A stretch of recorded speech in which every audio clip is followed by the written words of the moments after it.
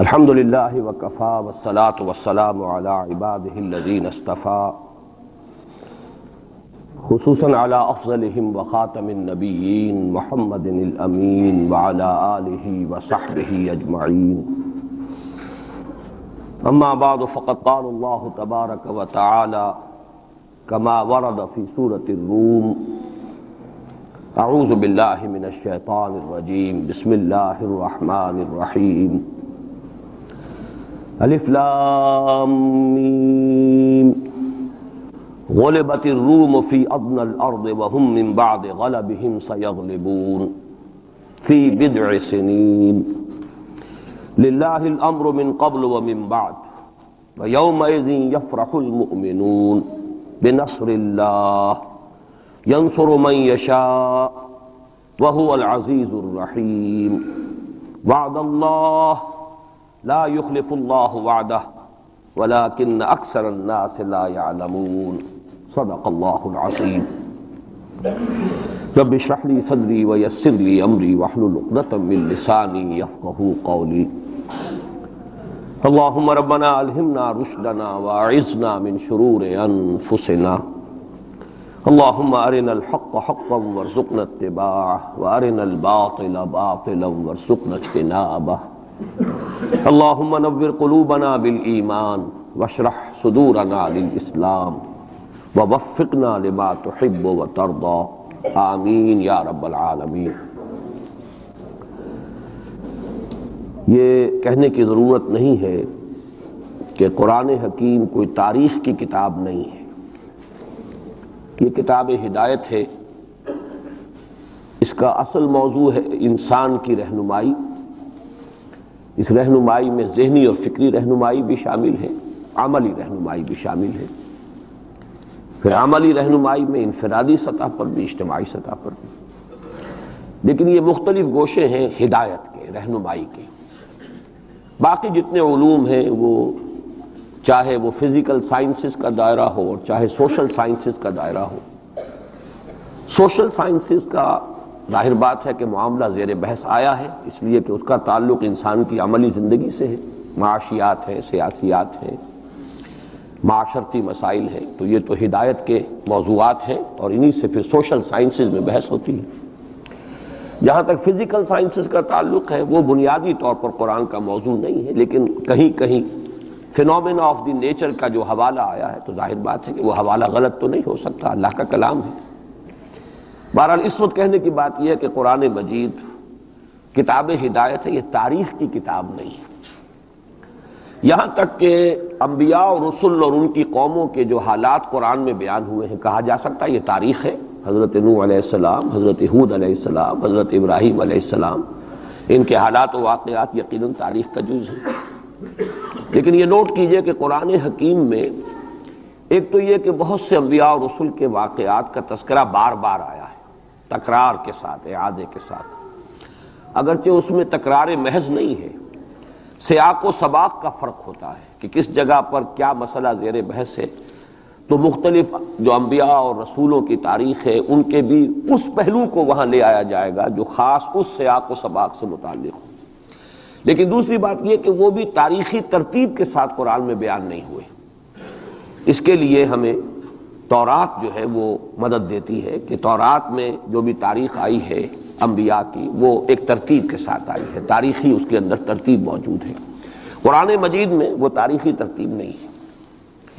اس کے علاوہ جس وقت قرآن نازل ہوا، یہ اب آج سے 1400 برس سے زائد کا عرصہ ہو گیا ہے، اس لیے کہ اب 1400 برس تو حضور صلی اللہ علیہ وسلم کے انتقال پر بھی اس سے زیادہ عرصہ گزر چکا ہے، اور اس سے تقریباً 22-23 برس قبل قرآن نازل ہونا شروع ہوا۔ اس کی جو کنٹمپریری ہسٹری ہے اس دور کی، اس کا بھی ریفرنس قرآن میں نہیں ہے، سوائے ایک مقام کے جس کی میں نے یہ آیات ابھی تلاوت کی۔ تو یہ میں نے تمہید اصل میں اس اعتبار سے کہ سورہ روم اس کی یہ ابتدائی 6 آیات جو ہیں یہ ایک استثناء ہے کہ اس میں قرآن کا جو زمانہ نزول ہے اس کا ایک تاریخی اہم واقعہ ہے جس کی طرف ریفرنس ہے، اور یہ ریفرنس ایک پیشین گوئی کی صورت میں ہے۔ تو میں ان دونوں چیزوں کی قدر وضاحت کروں گا، اور اس لیے کہ اس وقت کے جو حالات ہمارے ہیں انڈین سب کانٹیننٹ کے، بر عظیم پاک و ہند، اس میں ایک مشابہت ہے ان حالات کے ساتھ۔ میری آج کی گفتگو کا عنوان آپ کو معلوم ہے کہ بابری مسجد کی شہادت اور اب بر صغیر پاک و ہند میں اسلام اور مسلمانوں کا مستقبل کیا ہے، اس کے حوالے سے گفتگو کرنی ہے۔ میرا اب تک کا تجربہ یہ ہے کہ جب بھی میں نے کسی بھی اپنے زمانے کے حالات کے بارے میں غور کرنا شروع کیا اور مجھے تلاش ہوتی ہے کہ کہیں کوئی حوالہ، کوئی مشابہت کسی درجے میں، اس لیے کہ ایک مقام پر قرآن مجید میں آیا فیہ ذکرکم، اس میں تمہارا ذکر موجود ہے۔ اب اگرچہ اس کی تعبیرات مختلف ہیں، تمہارے حصے کا ذکر، تمہارے حصے کی نصیحت، لیکن ذکر کا ایک مفہوم وہ بھی ہے کہ تمہارا ذکر ہے۔ اور ایک حدیث نبوی میں بڑی وضاحت کے ساتھ ہے، بڑی وہ عظیم حدیث ہے، حضرت علی رضی اللہ تعالیٰ عنہ سے مروی ہے۔ قرآن مجید کی عظمت کے بیان میں سمجھتا ہوں کہ جامع ترین حدیث وہی ہے۔ حضرت علی فرماتے ہیں کہ حضور نے ارشاد فرمایا انہا ستکون فتنۃ، ان قریب ایک بہت بڑا فتنہ رونما ہوگا۔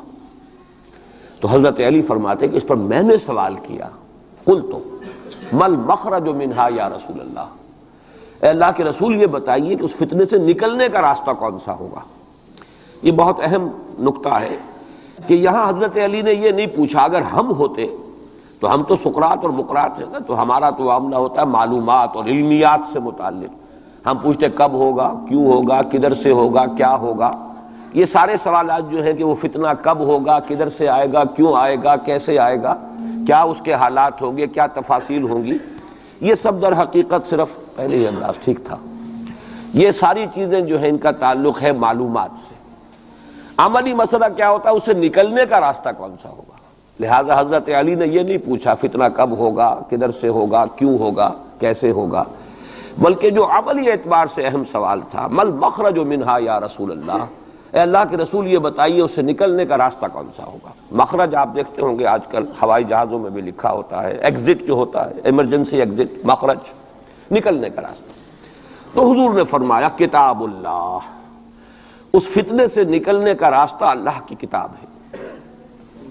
فیہ نبأ ما قبلکم وخبر ما بعدکم وحکم ما بینکم۔ یہ طویل حدیث ہے، میں صرف 3 ٹکڑے اس کے سنا رہا ہوں کہ قرآن مجید کی تعریف بیان کرتے حضور نے فرمایا اس میں تم سے پہلے کے لوگوں کے حالات بھی ہیں، تمہارے بعد میں جو حالات آنے والے وہ بھی ہیں، اور تمہارے مابین جتنے بھی اختلافات پیدا ہوں گے ان سب کا فیصلہ بھی ہے۔ فیہ نبأ ما قبلکم وخبر ما بعدکم وحکم ما بینکم۔ یہ کیا ہو کر دیتے ہو، ٹھیک ٹھاک تھا معاملہ۔ تو یہ نوٹ کر لیجئے کہ اس حوالے سے میرا تجربہ یہ رہا ہے کہ جب بھی کبھی میں کسی وقتی موضوع پر غور کرتا ہوں تو مجھے کہیں نہ کہیں، آج تک ایسا نہیں ہوا ہے کہ مجھے قرآن مجید کے کسی مقام سے اس میں کوئی رہنمائی نہ ملی ہو، چاہے وہ ایک یوں کہیے کہ ضمنی انداز میں بات ہوتی ہے، جزوی ہوتی ہے، ایگزیکٹلی تو وہ حالات آج نہیں ہے، 1400 برس کا فصل ہے، لیکن یہ مقام اصل میں مجھے محسوس ہوا کہ اس کی ہماری اس وقت کی جو صورتحال ہے بر عظیم پاک و ہند کی، اس کے حوالے سے اس میں بڑی مشابہت موجود ہے۔ تو سب سے پہلے میں چاہتا ہوں کہ ان آیات کا ترجمہ اور یہ کہ اس وقت جو حالات تھے کہ جن میں یہ آیات نازل ہوئیں ان کا ایک آپ کے سامنے تصور آ جائے۔ الف لام میم، یہ تو حروف مقطعات ہیں، 4 مکی صورتوں کے شروع میں آئے ہیں، 2 مدنی صورتوں کے۔ سورہ بقرہ الف لام میم سے شروع ہوتی ہے، سورہ آل عمران یہ مدنیات ہیں۔ مکیات سورہ عنکبوت، سورۃ الروم جس کی یہ ابتدائی آیات ہیں، پھر سورہ لقمان، پھر سورہ سجدہ۔ تو یہ 6 آیتیں جو ہے سورہ روم کی، الف لام میم غلبت الروم فی ادنی الارض، مغلوب ہو گئے رومی قریب کی سرزمین میں، ادنا قریب کا، دنا کہتے ہیں قریب کھونے کو، رومی مغلوب ہو گئے قریب کی سرزمین میں۔ اب اس کی تھوڑی سی وضاحت ضروری ہے، اور یہ تھوڑا سا جغرافیے کا نقشہ ذہن میں لے آئیے۔ جزیرہ نما عرب جو ہے وہ آپ کو معلوم ہے، اس کے جنوب میں اور دونوں طرف سمندر ہے، ادھر بحر احمر ہے مغرب میں، مشرق میں خلیج فارس یا خلیج عربی جو بھی اس کو کہیں، جنوب میں بحر ہند ہے، بحر عرب ہے۔ اوپر جا کر ایک تکون بنتی ہے، وہ تکون یہ ہے کہ ادھر سے اگر بحر احمر کی جو بحر احمر ہے، ریڈ سی، اس کی خلیج عقبہ کی سیدھی لکیر کھینچ دیں اوپر، اور ادھر سے خلیج فارس کی سیدھی لائن کھینچ دیں تو اوپر جا کر یہ ایک جگہ مل جائیں گے اور یہ ایک ٹرائنگل وجود میں آئے گی. بیس نیچے ہے جنوب میں جو جزیرہ نما عرب کا عربین پیننسولا کا بیس ہے. یہ جو اوپر کی تکون بنتی ہے اس میں جزیرہ نما عرب سے باہر یہ بھی عرب ملک ہے. اس کے نام کیا ہے؟ عراق عرب، شام عرب. تو گویا کہ ملک عرب جو ہے اس کے 3 حصے، ایک جزیرہ نما ہے پیننسولا نیچے جسے عام طور پر عرب سمجھا جاتا ہے، اور آج کل آپ اسے سعودی عرب کہیں گے، اور اس کے ساتھ امارات وغیرہ ہیں یا ادھر یمن ہے. یہ جو ممالک ہیں یہ مل کر بنتے ہیں یہ جزیرہ نما، یہ ہے پیننسولا، عربین پیننسولا. اس کے اوپر عراق عرب، یہ بھی عرب قوم ہے، عرب علاقہ ہے، عرب زبان اس کی اب شروع سے چلی آ رہی ہے. اور شام عرب، سیریا، یہ شام عرب ہے. اب اس سے داہنی طرف یا مشرق کی طرف ایران، اور شام کے مغرب کی طرف تو خیر میڈیٹرینین آ جاتا ہے، لیکن ذرا سا اوپر جائیں تو وہ ترکی ہے، روم، پرانا روم. اور آپ کو معلوم ہے کہ جب حضور کی بعثت ہوئی ہے تو اس سے پہلے کم و بیش 700-800 برس سے یہ 2 عظیم مملکتیں چلی آ رہی تھیں، سلطنت روما اور سلطنت ایران. ان دونوں کا مقابلہ رہتا تھا. یوں سمجھئے کہ تاریخ جھولا جھولتی تھی، کبھی ایرانی آگے بڑھتے تھے یہ مکے شہر میں، اور شمال میں یہ جو کشمکش تھی تاریخ جھولا جھول رہی تھی. اس میں ایسا ہوا ہے کہ سن 614 میں ایک بڑی ہی زبردست شکست دی ہے رومیوں نے ایرانیوں کو. یہ تاریخ کی بدترین شکستوں میں سے ہے جو رومیوں کے ہاتھوں، جو رومیوں کی ہوئی ہے ایرانیوں کے ہاتھوں. اب ایرانی چونکہ تھے آتش پرست مشرک تھے، اور یہ تھے حضرت عیسیٰ کے نام لیوا، ان کی کچھ نہ کچھ مناسبت مسلمانوں سے جڑتی تھی، اس لیے کہ حضور صلی اللہ علیہ وسلم حضرت عیسیٰ علیہ السلام کے ماننے والے، انہیں اللہ کا پیغمبر ماننے والے. تو یہ جو ایک ایسوسییشن تھی اس کی وجہ سے بغلیں بجائیں مشرکین مکہ نے کہ دیکھو ہمارے جو ساتھی ہیں ایرانی آتش پرست وہ جیت گئے، اور تمہارے جو کیمپ، ایک ہی کیمپ سمجھ لیجئے، تمہارا بہرحال ان سے کچھ نہ کچھ تعلق ہے. تو حضرت مسیح کے ماننے والے اور تورات کے ماننے والے وہ شکست کھا گئے. اور شکست بھی ایسی تھی کہ یروشلم سے یہ نکلے ہیں، بھاگے ہیں رومی. ہرقل اس وقت وہ ایمپرر تھا، ہیرکلیس، اور ایلیا جو ان کا کہلاتا ہے یروشلم میں وہ ہیکل، اس سے جو ان کی بڑی صلیب تھی وہ بھی وہاں سے لے گئے وہ. اور گویا کہ ان کے لیے تو سمجھیے کہ یہ مذہبی اعتبار سے ایک موت تھی کہ ان کی مذہبی علامت، ان کے لیے شاعر جو ہیں ان کے مذہبی، ان میں سب سے مقدس شے جو تھی وہ بھی ایرانی وہاں سے لے گئے. اور بہت ہی زبردست شکست ہوئی ہے اس وقت رومیوں کو، ہیرکلیس کو. اس پر جو بغلیں بجی مشرکین مکہ نے جو اس پر خوشیاں منائی، مسلمانوں کو ایک طرح سے یوں سمجھیے کہ انہیں ستانے کے لیے، چڑھانے کے لیے، دیکھو وہ جیت گئے، اسی طرح تمہارا بھی قلع کما ہو جائے گا، تمہاری بھی کوئی بنیاد، لستم علی شیء، تمہاری بھی کوئی حقیقت نہیں ہے. جیسے رومی جو ہے وہ شکست کھا گئے، تم بھی ختم ہو جاؤ. اس وقت یہ آیات نازل ہوئی ہیں، اور یہ آیات اب پیشین گوئی کی صورت میں نازل ہوئی ہیں مسلمانوں کی دلجوئی کے لیے. ان کا جو مورال اس وقت گر رہا تھا مکے کے مسلمانوں کا، ابھی ہجرت نہیں ہوئی ہے، ابھی تو یہ مکے ہی میں معاملہ چل رہا ہے. 610 میں حضور پر وحی کا آغاز ہوا ہے. گویا کہ یہ 5واں برس ہے نبوت کا، ابھی ہجرت سے 7 سال پہلے کی بات ہو رہی ہے یہ جو مکے کے اندر جو صورتحال ہے. تو وہاں انہیں خبر دی گئی، الف لام میم غلبت الروم فی ادنی الارض، قریب کی سرزمین میں، اب یہ جزیرہ نما سے قریب ہے یہ پورا علاقہ شام کا، عراق کا، رومی مغلوب ہو گئے، رومیوں کو شکست ہو گئی. وَهُمْ مِنْ بَعْدِ غَلَبِهِمْ سَيَغْلِبُونَ، اور وہ اپنی اس مغلوبیت کے بعد پھر غالب آ جائیں گے. یہ پیشن گوئی ہے کہ یہ صورتحال مستقل نہیں ہے، یہ عارضی سی بات ہے، اس پر بغلیں نہ بجاؤ، اس پہ خوشیاں نہ مناؤ، اور اے مسلمانوں تم دل گرفتہ نہ ہو، رنجیدہ نہ ہو، بلکہ یہ عارضی بات ہے. غلبت الروم فی ادنی الارض وَهُمْ مِنْ بَعْدِ غَلَبِهِمْ سَيَغْلِبُونَ فِي بِضْعِ سِنِينَ. تعین کے ساتھ یہاں پر معین کر دیا ہے اللہ نے کہ بضع سنین میں، چند سالوں میں، لیکن بضع کے لفظ کا اطلاق ہوتا ہے عربی زبان میں 3 سے لے کر 9 تک پر، 10 سے کم 3 سے زائد، یہ بضع ہے. فی بضع سنین، ان سالوں کے اندر یہ پلٹا کھا جائیں گے حالات، ٹیبل ول بی ٹرنڈ، اور پھر جو ہے رومیوں کو فتح حاصل ہو جائے گی. یہ پیشین گوئی ہے. میں اب یہاں اس حوالے سے ذرا 2 باتیں کہہ دوں پھر آگے چلوں گا. میں نے خاص طور پر آج اس مقام کو اس لیے بھی چنا ہے کہ میں یہ محسوس کرتا ہوں کہ ہمارے ہاں جو حضور صلی اللہ علیہ وسلم کی احادیث میں پیشین گوئیاں ہیں، ہمارے ہاں کا جدید تعلیم یافتہ طبقہ ان کی طرف کوئی توجہ نہیں دیتا، بلکہ سمجھتا ہے کہ ادھر اس بے اعتنائی کا رویہ اختیار کرتا ہے کہ کوئی کیا باتیں ہیں، یہ آدمی کو کام کرنا چاہیے، یہ کیا پیشین گوئیوں کے بارے میں کیا دلچسپیاں لینا ہے۔ تو پہلے تو وہ یہ نوٹ کر لیں کہ پیشین گوئی صرف حدیث میں نہیں ہے، قرآن میں بھی ہے، قرآن میں یہ پیشین گوئی آئی ہے۔ فرق تو ہوگا حدیث کی پیشین گوئی اور قرآن کی پیشین گوئی کا۔ کیا فرق ہوگا؟ نمبر ایک یہ کہ قرآن کا تو ہر حرف جو ہے وہ یقینی ہے۔ حدیث کے بارے میں یہ ہو سکتا ہے روایت بالمعنی ہو، روایت کرنے میں کوئی لفظ تھوڑا بہت بدل گیا ہو، پھر حدیث کی سند کیا ہے، وہ صحیح بخاری کی ہے، صحیح مسلم کی ہے، اس کا استناد کا پایا کیا ہے، درجہ کیا ہے، جبکہ قرآن مجید کا ہر حرف جو ہے وہ مستند ہے، بلا لا ریب فیہ کا مصداق ہے۔ یہ فرق تو ہوں گے۔ اور دوسرا فرق بہت اہم یہاں ہے کہ یہاں سالوں کا تعین کر دیا گیا ہے، یعنی زیادہ سے زیادہ 9 برس کے اندر اندر یہ صورتحال بدل جائے گی۔ حدیث میں جو پیشین گوئیاں آئی ہیں ان میں کوئی تعین وقت کا نہیں، بلکہ سورہ انبیاء کے آخر میں 2 آیتوں میں حضور سے یہ کہا گیا کہ آپ کہہ دیجئے ان ادری اقریب ام بعید ما توعدون، اے نبی ان سے کہہ دیجئے کہ مجھے یہ معلوم نہیں ہے کہ جس چیز کی تمہیں خبر دی جا رہی ہے، جس چیز کا وعدہ تم سے کیا جا رہا ہے وہ قریب ہے یا دور ہے، ٹائم ٹیبل میں نہیں جانتا، لیکن جو میں کہہ رہا ہوں وہ ہو کر رہے گا۔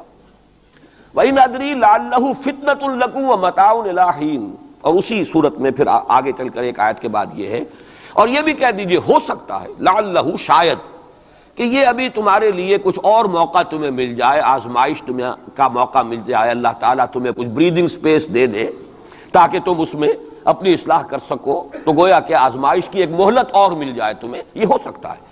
لعلہ فتنۃ لکم ومتاع الی حین، ایک وقت معین تک کے لیے اللہ تعالیٰ تمہیں اور رہنے بسنے کا موقع دے دے، لیکن یہ کہ اس میں کوئی شک نہیں ہے کہ جس عذاب الہی کی میں تمہیں خبر دے رہا ہوں وہ آ کر رہے گا، اس میں کوئی شک نہیں، کب آئے گا یہ مجھے معلوم نہیں۔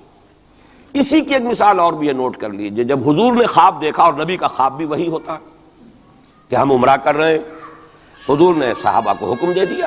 سن 6 ہجری کا یہ واقعہ مشہور ہے کہ اب تقریباً 1400 یا بعض روایات میں آتا ہے 1800 صحابہ کے ساتھ آپ احرام باندھ کر عمرے کے لیے اور مکے کا سفر کر رہے ہیں، حدیبیہ تک پہنچ گئے۔ اب وہاں جو صورتحال پیش آئی، مکے والے اڑ گئے، کسی قیمت پر ہم نہیں کرنے دیں گے، گویا کہ خون کی ندیاں بہہ جائیں گی۔ تو وہاں کی صورتحال کو دیکھ کر مصالحت کی حضور نے، صلح کی، صلح حدیبیہ مشہور صلح حدیبیہ بہت ہی اہم ہے، تاریخ کا، سیرت النبی کا بہت اہم واقعہ ہے۔ اس پر بعض لوگوں کے ذہنوں میں یہ اشکال پیدا ہوا کہ حضور نے تو کہا تھا کہ میں نے خواب دیکھا ہے، اور نبی کا خواب تو وہی ہوتا ہے، اور ہم اس وقت جا رہے ہیں بغیر عمرہ کیے، تو گویا کہ ایک وسوسہ تو آ سکتا ہے، بڑے سے بڑے آدمی کے ذہن میں آ سکتا ہے۔ اور صحابہ کرام تو آ کر حضور سے کہتے بھی تھے کہ حضور بذا اوقات ہمیں اپنے دل میں ایسی باتیں بھی محسوس ہوتی ہیں کہ زبان پر لانے سے ہم زیادہ بہتر سمجھتے ہیں کہ ہمیں زندہ آگ میں جلا دیا جائے، یعنی ایسے وسوسے بھی ہمارے دل میں آ جاتے ہیں، دماغ میں آ جاتے ہیں۔ تو حضور نے فرمایا کیا واقعی تم ایسا محسوس کرتے ہو کہ اس بات کو زبان پر لانے سے بہتر ہے کہ ہمیں زندہ جلا دیا جائے؟ عرض کیا جی ہاں، یہ تو ہمارا فرمایا ذاک ایمان، یہی تو ایمان ہے۔ شیطان وسوسہ اندازی کرے گا، لیکن جب تمہارا یہ احساس ہے کہ یہ بات اتنی بری ہے کہ مجھے زندہ جلا دیا جائے، یہ میرے لیے اہون ہے، ہلکا ہے بنسبت اس کے کہ میں اس بات کو زبان پر لاؤں، تو ثبوت ہے کہ ایمان موجود ہے۔ ریئیکٹ کون سی شے کر رہی ہے اس کے خلاف جو رد عمل پیدا ہوا وہ ایمان سے ہے نا، تو یہ تو پھر ایمان کا ثبوت ہے، یہ آپ نے اطمینان دلایا۔ تو وسوسے بعض صحابہ کے ذہنوں میں یہ بھی پیدا ہوئے، تو حضور نے فرمایا تھا کہ میں نے کہا تھا کہ ہم کریں گے عمرہ، لیکن میں نے یہ کب کہا تھا کہ اسی سال ضرور کریں گے۔ گویا کہ ٹائم ٹیبل میں فرق ہو سکتا ہے، یعنی جہاں تک اللہ کا فرمان ہے اس میں ٹائم ٹیبل کا بھی فرق نہیں ہوگا، ناممکن ہے، لیکن نبی کی پیشین گوئیوں میں یا خبروں میں ٹائم ٹیبل کے اندر فرق واقع ہو سکتا ہے کہ اس سال نہیں ہوا، اگلے سال پھر اس کو عمرہ قضا کہتے ہیں۔ قریش نے یہ مان لیا تھا کہ اس سال تو آپ جائیے، ہماری پریسٹیج جو ہے وہ اسی طرح قائم رہتی ہے، ورنہ تو گویا کہ ہم بالکل ہی آپ کے سامنے بچ گئے اور ہم نے گویا کہ بالکل ہی شکست مان لی۔ اس سال تو آپ جائیں، اگلے سال آئیے، 3 دن کے لیے ہم مکہ خالی کر دیں گے، بالکل ہم چلے جائیں گے پہاڑوں میں، آپ مکے میں رہیں 3 دن اور جس طرح چاہیں طواف کریں اور عمرہ کریں۔ بہرحال اگلے سال پھر وہ عمرہ ہوا، اسے عمرہ قضا کہتے ہیں۔ یہ بھی میں نے مثال دی ہے کہ ٹائم ٹیبل کا جہاں تک تعلق ہے، حضور کی دی ہوئی پیشین گوئیاں جو ہیں اس کے بارے میں ہم تعین نہیں کر سکتے کہ یہ کب ہوگا، گمان کر سکتے ہیں، اندازہ ہو سکتا ہے، لیکن تعین نہیں۔ جبکہ یہاں یہ ہوا فی بضع سنین، الف لام میم غلبت الروم فی ادنی الارض وہم من بعد غلبہم سیغلبون فی بضع سنین، چند سالوں کے اندر اندر۔ اب اس پر یہ واقعہ بھی آپ نوٹ کر لیجئے کہ حضرت ابو بکر رضی اللہ تعالی عنہ نے انہی آیات کی بنا پر ایک شرط کر لی ایک کافر سے، مشرکین مکہ کے سرداروں میں سے ایک سے، کہ 3 سال کی شرط انہوں نے لگا دی، کم سے کم مدت جو ہوتی بضع کی 3 سال، کہ 3 سال کے اندر اندر اگر یہ صورتحال تبدیل نہ ہوئی تو میں 100 اونٹ تمہیں دوں گا، اور اگر قرآن کی پیشن گوئی درست ہو گئی تو تم 100 اونٹ مجھے دو گے۔ اور اس وقت تک اس طرح کی شرط لگانا ابھی حرام نہیں ہوا تھا، چونکہ شریعت کے احکام تفصیلی تو آئے نہیں تھے، ابھی تو نہ شراب حرام تھی نہ جوا حرام تھا، تو اس طرح کی شرط لگانا کس طرح کوئی حرام والی بات تو تھی نہیں۔ لیکن حضور نے فرمایا کہ نہیں ابو بکر، یہ تم نے غلطی کی، جب بضع کا اطلاق 3 سے 9 تک پر ہوتا ہے تو تم 9 سال کی کرو، تم اونٹوں کی مقدار بڑھا دو، لیکن کہو کہ یہ 9 سال کی مدت جو ہے اس کے اندر اندر یہ معاملہ ہوگا، اس لیے کہ بضع قرآن مجید کا لفظ جو ہے وہ عربی زبان میں کم سے کم اقل مدت 3 برس ہے، لیکن یہ کہ اس کی اکثر مدت 9 برس ہے۔ تو حضرت ابو بکر نے وہ بدلا، اور ٹھیک 9 سال بعد وہ صورتحال پیش آ گئی۔ اور یہ عجیب ہے تاریخ کا واقعہ، ہرقلیس کی یہ جو فتح ہے یہ بھی بڑی ہی معجزانہ تھی۔ وہ جو ڈائریکٹ روٹ تھا جس سے کہ ہمیشہ ان کی جنگیں ہوتی تھی، یعنی اس کے ترکی کے مشرقی علاقے سے آ کر رومی جو ہے پھر میدان جنگ کو اختیار کریں، بحیرہ کیسپین کا راؤنڈ دے کر پہاڑی جو یہ علاقہ ہے اس کے پیچھے سے آ کر اس نے حملہ کیا ہے، اور ایک دم اچانک جو ہے ایرانیوں کو گویا کہ سرپرائز اٹیک کیا ہے۔ لیکن پھر یہ کہ شکست فاش ہوئی ایرانیوں کو، دوبارہ پھر جو ہے وہ یروشلم پر اس کا قبضہ ہو گیا۔ اس نے منت مانی تھی کہ اگر یروشلم دوبارہ فتح ہو جائے ہمارے ہاتھوں تو میں حمص سے لے کر اور یروشلم تک پیدل جاؤں گا، اور وہاں جا کر جو ہے شکرانے کی نماز ادا کروں گا، چونکہ وہ پھر صلیب انہیں دوبارہ واپس مل گئی، صلیب کو دوبارہ ریسٹور کرنا تھا اسی جگہ پر جا کر، تو پیدل چل کر یہ آیا ہے۔ اور تاریخ میں نوٹ کر لیجیے جب یہ پیدل چل کر آیا تھا اسی وقت، اب زمانہ کافی گزر چکا تھا، تو پھر جو حضور کا نامہ مبارک گیا ہے سن 7 ہجری میں، یہ وہ زمانہ ہے جب کہ یروشلم وہ آیا ہوا تھا، اور اس وقت پھر ابو سفیان کو بلا کر، اس وقت تک وہ ایمان نہیں لائے تھے، حضور کے نامہ مبارک پر پھر ہرقلیس نے پھر سوال جواب کیے اور معلومات حاصل کی، کون شخص ہے، کیسا ہے، حسب نسب کیسا ہے، اس کا کردار کیسا رہا ہے، کون لوگ اس پر ایمان لا رہے ہیں، جو ایمان لاتے ہیں ان میں سے کوئی واپس بھی جاتا ہے کہ نہیں جاتا، کوئی مرتد بھی ہوتا ہے۔ بڑا ذہین انسان تھا، بڑا عالم و فاضل انسان تھا، پہچان چکا تھا کہ یہ وہی نبی ہیں جن کا ہم انتظار کر رہے ہیں۔ لیکن وہ یہ چاہتا تھا کہ جیسے قسطنطین نے اس وقت یہ کیا تھا کہ وہ جب اس نے مذہب بدلا ہے، عیسائیت اختیار کی، تو پوری مملکت جو ہے عیسائی ہو گئی، تو نظام انٹیکٹ رہا، وہی ان کا بادشاہت کا نظام قائم رہا۔ چاہتا تھا کہ میرے یہ تمام کے تمام نائبین سلطنت اور جتنے بھی بطاریق ہیں، یہ بطریق پیٹریارکس، یہ سب کے سب بھی میرے ساتھ اسلام قبول کر لیں۔ اور سارا یہ اس نے جو سوال جواب کیا تھا ابو سفیان سے، اسی لیے کیا تھا کہ سارے درباری قائل ہوتے چلے جائیں کہ واقعی یہ نبی سچا ہے۔ لیکن اس کی امید کے برعکس ہوا، ریئیکشن بڑا شدید ہوا ان کے وہ پادریوں میں اور ان کے جو پیٹریارکس تھے ان میں، تو پھر وہ بھی محروم رہ گیا، سلطنت کی بیڑی اس کے پاؤں میں پڑی رہ گئی، زنجیر پڑی رہ گئی، وہ اسلام سے محروم رہ گئی۔ بہرحال اب یہاں نوٹ کیجئے کہ 9 برس بعد 623 عیسوی میں اس کو فتح حاصل ہو گئی۔ حضرت عمر نے وہ 100 اونٹ حاصل کیے، اگرچہ حضور نے پھر اس کے بارے میں حکم دیا کہ اسے صدقہ کر دو، اس کو اب تم اپنے ذاتی استعمال میں نہ لاؤ، صدقہ کر دو۔ اچھا، اس کے ساتھ اس پیشن گوئی میں دوسرا حصہ بھی ہے، الف لام میم غلبت الروم فی ادنی الارض وهم من بعد غلبهم سیغلبون فی بضع سنین للہ الامر من قبل ومن بعد۔ اللہ ہی کے ہاتھ میں ہے تمام معاملات کا اختیار، پہلے بھی اور بعد میں بھی، یہ تو ایمان کی بنیادی حقیقت ہے۔ وَيَوْمَئِذٍ يَفْرَحُ الْمُؤْمِنُونَ، اور اس روز اہل ایمان بھی بہت خوشیاں منا رہے ہوں گے۔ یہ اس پیشن گوئی کا دوسرا حصہ ہے۔ عین بدر کے دن یہ خبر آئی ہے کہ یہ پیشن گوئی صحیح ہو گئی۔ 9 برس ہو گئے، سن 5 جو نبوی سے اور غزوہ بدر 623 عیسوی میں غزوہ بدر ہو رہا ہے، 622 میں ہجرت ہے اور 623 میں غزوہ بدر ہو گیا۔ اور جس روز فتح مسلمانوں کو حاصل ہوئی ہے بدر میں، اور سرداران قریش جو ہیں وہ کھجور کے کٹے ہوئے تنوں کے مانند جو ہے پڑے ہوئے نظر آئے ہیں میدان بدر میں، عین اسی وقت فتح کی خبر آئی ہے کہ رومیوں کو دوبارہ فتح حاصل ہو گئی ایرانیوں پر۔ یومئذ یفرح المؤمنون، اس دن اہل ایمان کو بھی بہت فرحت حاصل ہوگی، بہت خوشی حاصل ہوگی، وہ بھی جشن منا رہے ہوں گے بنصر اللہ، اللہ کی مدد سے۔ بدر میں جو اللہ تعالیٰ کی نصرت آئی ہے، ینصر من یشاء، وہ تو مدد فرماتا ہے جس کی چاہتا ہے، وہو العزیز الرحیم، اور وہ زبردست ہے، رحم فرمانے والا ہے۔ وعد اللہ، اب دیکھیے ذرا تاکید کا انداز دیکھیے، وعد اللہ، یہ اللہ کا وعدہ ہے، لا یخلف اللہ وعدہ، اور کان کھول کے سن لو، اللہ اپنے وعدے کے خلاف نہیں کرتا۔ ولکن اکثر الناس لا یعلمون، لیکن اکثر لوگوں کو علم حاصل نہیں ہے، اکثر لوگ جانتے نہیں۔ یہ جو میں نے آیات اور اس کا تاریخی پس منظر، کچھ تھوڑا سا جغرافیائی جو اس کا پس منظر ہے، وہ سارا آپ کے سامنے رکھا ہے۔ اس کا مقصد یہ ہے کہ ایک طرف تو جو پیشین گوئیاں ہیں ان کے بارے میں تعلیم یافتہ لوگوں کے ذہنوں میں بھی جو اگر کوئی اشکال ہے کہ حدیث میں جو پیشین گوئیاں آئی ہیں تو وہ رفع ہو جائے۔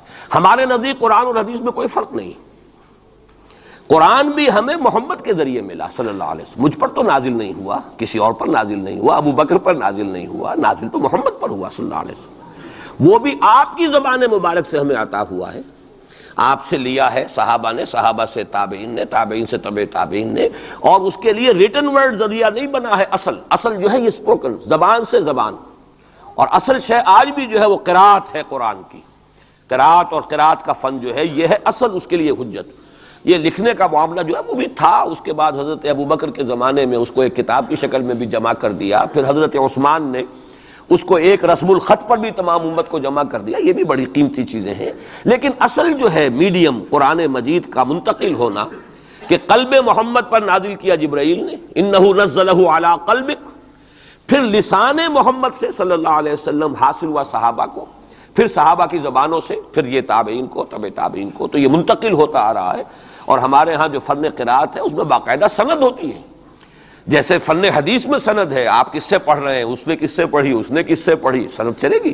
اسی طریقے سے فن قرات میں سند ہے، جو ہمارے ہاں قراء ہوتے ہیں ان کا تعلق جو ہے وہ جڑ جائے گا اسی دور صحابہ کے قراء کے ساتھ۔ بہرحال اس وقت جو میں عرض کر رہا تھا کہ قرآن اور حدیث میں یہ فرق نہیں ہے، دونوں چیزیں محمد کی ادا کرنا، اور ہمیں معلوم ہے کہ حضور کو وحی صرف قرآن کی شکل میں نہیں ہوئی ہے، وحی خفی بھی ہوئی ہے، بہت سی باتیں اللہ تعالیٰ دل میں ڈالتا تھا، حضور کا خواب بھی وحی ہے، اس اعتبار سے وہ وحی خفی جس کو ہم کہتے ہیں اس پر بھی ہمارا ایمان ہے۔ البتہ فرق کیا ہے، جیسا کہ میں عرض کر چکا، یہ لفظ بلفظ محفوظ ہے، حرف بحرف، بلکہ لفظ بھی بڑی شے ہے، حرف بحرف محفوظ ہے، وہاں یہ ہے کہ اس طرح کی حفاظت کا جو ہے وہ دعویٰ نہیں ہے۔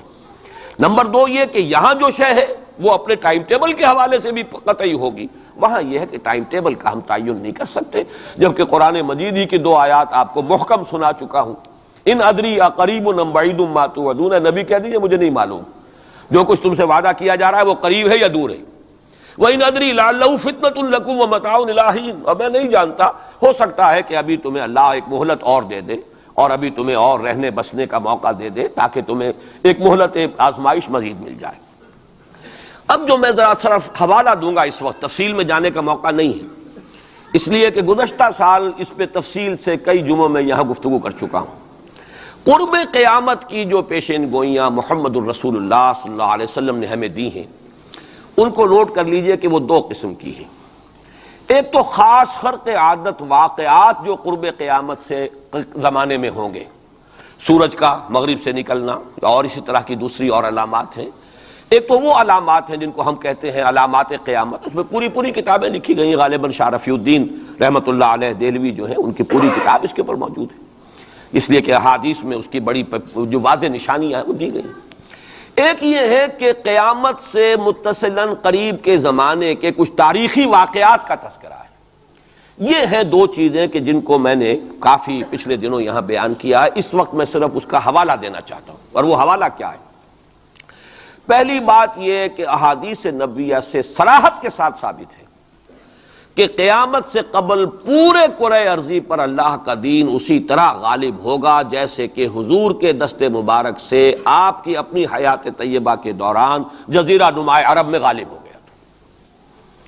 یہ قطعی بات ہے۔ حضور نے 5 ادوار گنائے، یہ حدیثیں ہم نے اس کے ٹیکسٹ بھی عام کیے ہیں، ندائے خلافت میں ان کے ٹائٹلز پر شائع کیا ہے تاکہ یاد کریں آپ حضرات ان حدیثوں کو، اس لیے کہ جو حالات اس وقت ہیں اور جو سامنے آنے والے ہیں بہت مایوس کن حالات ہیں، اور مایوس کن حالات میں پھر اگر امید کی کوئی ڈور جو ہے وہ ہاتھ میں رہے تو آدمی کو سنبھالا ملتا رہتا ہے، کہیں نہ کہیں کچھ امید بھی جو ہے کہ دامان خیال یار چھوٹا جائے ہے مجھ سے، وہ امید کا دامن جو ہے ہاتھ سے بالکل ہی نہ چھوٹ جائے تو کوئی نہ کوئی نا امیدی سنبھلنے دے مجھے ہے نا امیدی کیا قیامت ہے، بڑا پیارا مصرع ہے، سنبھلنے دے مجھے ہے نا امیدی کیا قیامت ہے کہ دامان خیال یار چھوٹا جائے ہے مجھ سے، تو نا امیدی بہت بری شے ہے، لا تقنطوا من رحمۃ اللہ۔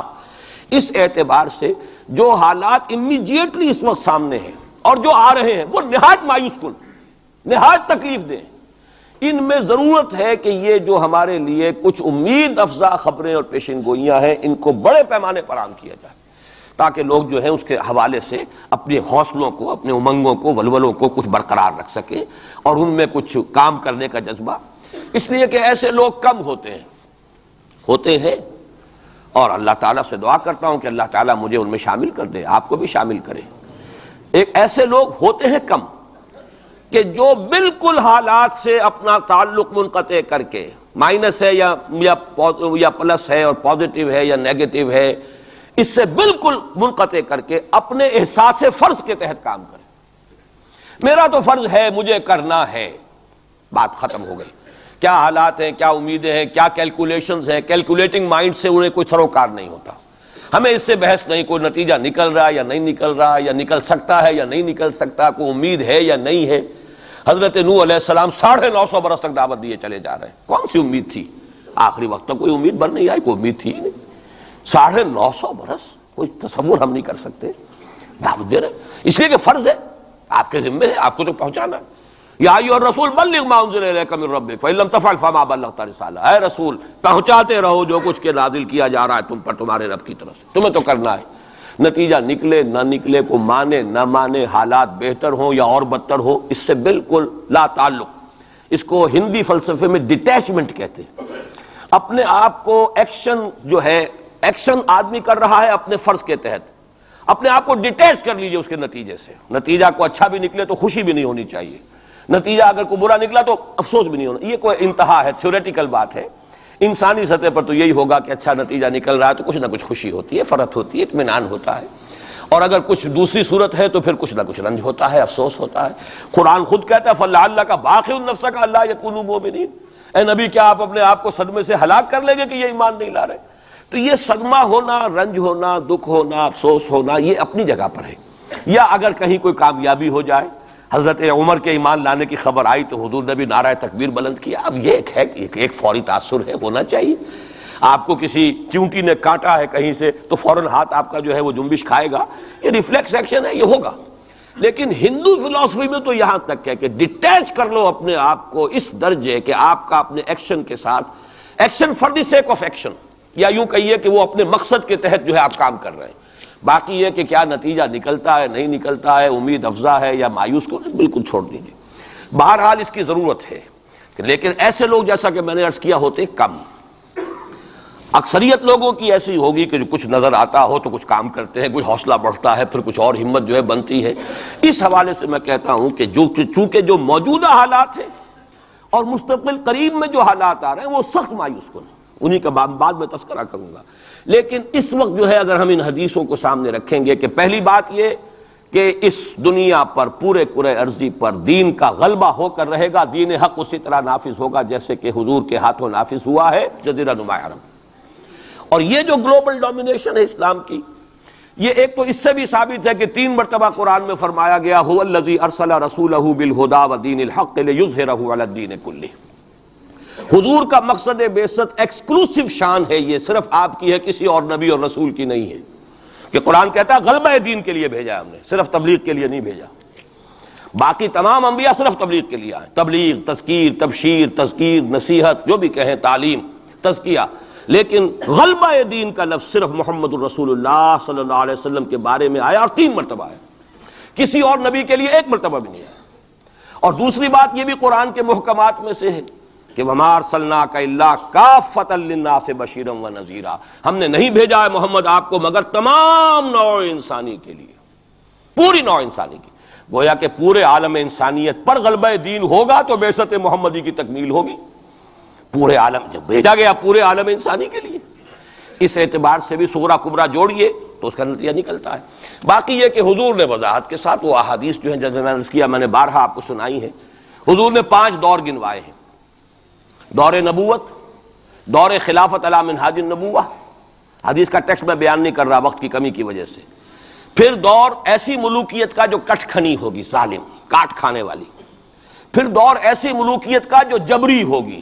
یہ میرے نزدیک جو غلامی کا دور ہمارا گزر چکا ہے اور ابھی ہے، پارشلی ختم ہوا، پارشلی باقی ہے.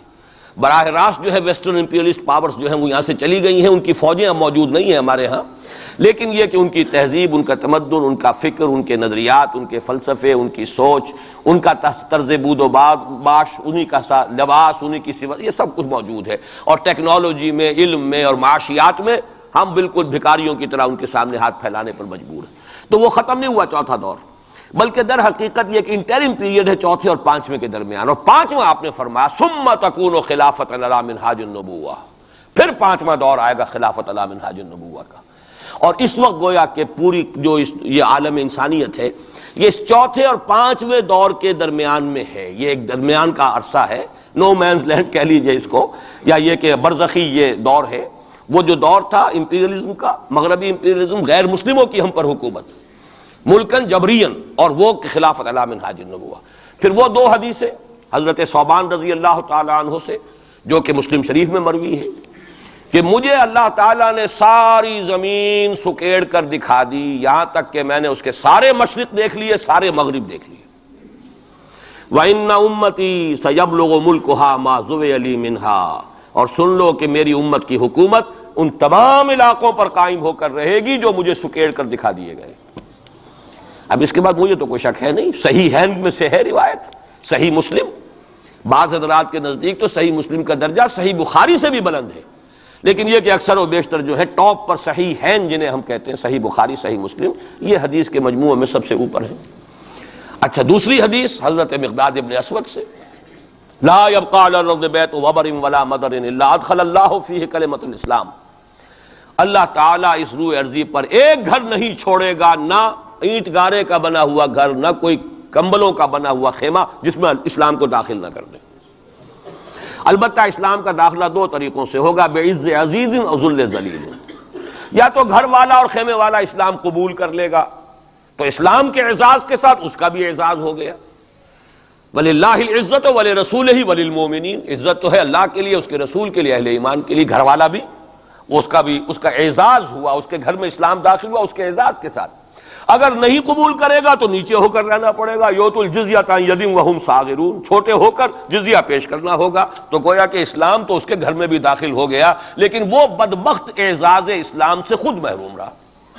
لیکن غلبہ تو ہو گیا نا. یدخلون فی دین اللہ افواجا کی وہ شکل تو ہو گئی کہ اللہ کا دین جو ہے وہ غالب ہو گیا. اطاعت تو انہیں کرنی پڑے گی، اسلام کی بالادستی قبول کرنی ہوگی. رہیں ہندو، رہیں سکھ، رہیں پارسی، رہیں عیسائی، رہیں پرسنل لا میں ان کی جان، مال، عزت، آبرو کی حفاظت کا ذمہ بھی لیا جائے گا. ان کے عقائد کو بھی زبردستی نہیں بدلوایا جائے گا.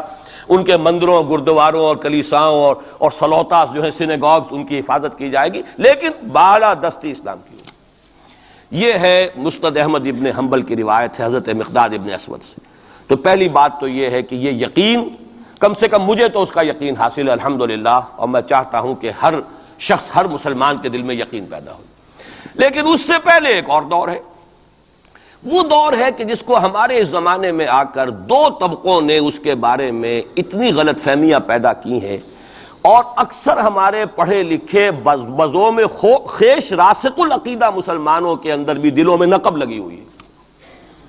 سمجھتے ہیں کہ ہم تو قادیانی نہیں ہیں، سمجھتے ہیں کہ ہم تو منکر حدیث نہیں ہیں، لیکن ان حدیثوں پر ان کا یقین نہیں ہے. حالانکہ یہ بخاری شریف کی روایات ہیں، حالانکہ یہ مسلم شریف کی روایات ہیں کہ اس سے پہلے ایک دور آنا ہے، مسلمانوں پر سخت عذاب کا دور آنا ہے. اور یہ عذاب جو ہے شدید ترین عذاب، اس کی جو سب سے اہم شخصیت ہے المسیح الدجال، یہودیوں کے ہاتھوں آئے گا. اور یہودیوں میں ایک شخص پیدا ہوگا، کھڑا ہوگا، جو مسیح ہونے کا دعویٰ کرے گا. المسیح الدجال، دجال کہتے ہیں فریبی کو، دجل فریب کو کہتے ہیں. جو فریب سے اپنے آپ کو مسیح کہلوائے گا کہ میں مسیح ہوں.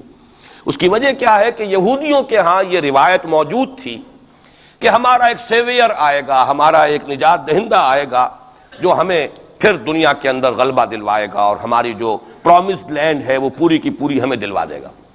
وہ جو گریٹر اسرائیل کا نقشہ انہوں نے بنا رکھا ہے، یہ ان کے پرومسڈ لینڈ ہے، خوابوں کی سرزمین ہے. اچھا وہ تو حضرت مسیح آئے تھے علیہ الصلوۃ والسلام، وہ تو آ گئے، انہوں نے مانا نہیں.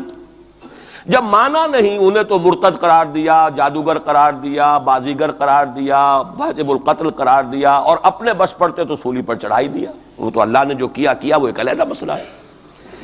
اب وہ جگہ تو خالی ہے جو آپ کہتے ہیں نا کہ کوئی ویکینسی ہے موجود، پوزیشن از ویکنٹ. ابھی وہ منتظر ہیں ایک مسیحا کے کہ ہمارا اصل مسیح آنے والا ہے.